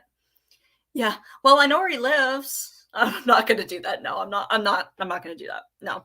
But I was really mad because that's hurtful, especially when it wasn't like a new person that I was talking to either. It was somebody I'd built a relationship with. And it made me sad. Yeah, it is. I mean, and I understand that like a lot of therapists are really burnt out right now and overwhelmed and have their own issues and personal lives and whatever. And I justify it with that, but at the same time, at the end of the day, he probably shouldn't have done that. So yeah, as somebody who was halfway into their master's degree to do that for a living, I should know that. Yeah, I know. And I'm so not like confrontational either. Right. Well, I'm a Sagittarius, so I ghost too. I ghost plenty. That's one of my toxic traits. I will definitely ghost. But I don't know. I wouldn't do that to a client. I just wouldn't. Yeah. And I mean, I don't want another therapist. I mean, he was fun to look at too. So, I mean, I don't know. Oh, I shouldn't have said that. That's okay. You're a Scorpio? I've dated almost exclusively Scorpios, and it's not a good match. It shouldn't be. Scorpios and Sagittariuses, I don't know. We're both very, very, can be very difficult people, I think. Yeah. Yeah. I was supposed to be a Capricorn. I was born very, very early. So I ended up being a Sagittarius. I don't really know a whole lot about horoscopes. I should. I know about my own, but that's about it. What is ghosting? Ghosting, Chowder, is when like you don't text somebody back and you just disappear and like disappear off the face of the planet. And don't respond. That is what ghosting is. And it is like the only word I can think of for that. Because yeah. And then I actually was talking to my mom about it 2 days ago, and she's like, you should write a letter and say how you feel. And I'm like, I will, because I really liked him. It hurt me. It hurt my feelings. So I don't know if I can do meditation. I try. I have ADD, and I know that that's not an excuse. I get told that all the time. But for me, like my brain is always going a million miles a minute. For me, like if I have to like kind of ground myself, or if there's like an intrusive thought that I really need to block, what I do is I like list 5 things or 10. I just list things I can see in my head. So like if I was doing it now, I'd be like, laptops, candle, speakers, and it stops your brain from thinking. It works. I'm telling you. Yeah. So that's kind of what I do, to kind of ground myself. And I can hyper focus, and usually it's music. Yeah, oh really? I might check that out though. Isn't it? Especially when it's your therapist. Like, I mean, I'm heartbroken. I'm not gonna lie. I was very upset. I've drinking this whole thing of Gatorade, and it's not enough. Yeah, I've never been ghosted either, actually, believe it or not. I also don't put myself out there very much, but I certainly hadn't been ghosted by a therapist that I had been seeing and paying out of pocket. That's fine. That's fine. That's fine. I thought we had something, but I guess not. I guess not. Yeah, I joke about things that make me upset. So I do have abandonment issues, and he knows that. He knows that. He knows everything about me, and nobody else will. Never again. But yeah. Let's see. What did I just miss? Yeah, I it's probably a taste of my own medicine, because half the time, like, we discuss the fact that I have major issues of when I get overwhelmed by a situation, I disappear. And that is my response to that. And I need to not do that. Like, I can't disappear and pretend that the problem doesn't exist, because I did that. I've done that for some things that if I told you, you guys would be like, wow, you're a terrible person. I have a very inappropriate sense of humor too. Don't you worry. I'm very cynical. I'm very sarcastic. Sometimes I will let you know right now, things that I say will be taken seriously, and you shouldn't take it seriously. Or else, like, if I'm mad at you, or if I have something bad, if I don't like you, you'll know if I don't like you. I'm not like one of those people that's going to be nice to you. No. If I don't like you, you'll know. I don't have time for that kind of thing. I'm not gonna be nice to people. I don't have time for that. Let's see. Yeah, I always have to apologize for an inappropriate sense of humor too, because I'm like, you don't know who you're talking to. Well, you know what? I laugh when I'm upset too, or like when I don't know what to say. Oh my God, I'm trying to think. There have been some times that I've had some, like, definitely socially inappropriate responses to things. Yeah, you're definitely in the right place. And I've always been like, yeah, I don't take myself seriously either. Like I said, if I'm upset, you'll know, and I'll tell you. But yeah, I'm trying to think of the different things. There have been many things that I have done that probably weren't the right response. And there was a really good example that I had, and I was talking to somebody about recently, and I can't remember what it was. But it was like, the response was like, really? Like, okay. It makes me sound kind of cold and like I don't care, but that's not the case. It's just that I've had a really, really weird life. And I've been through a lot of stuff, and I've been working through it. I laugh when I shouldn't too. And I think things are funny that, probably somebody my age shouldn't think is funny, but I do. So whatever, like, I am who I am. No, you're not the only one. I have a lot of people who think I don't care about them. I have a lot of people who think that that I don't like them. And that's not it. I'm also really bad at keeping in touch with people. So if I don't text you back for days, it's not personal. I get really overwhelmed in my own head. And I don't know if that makes sense, but yeah.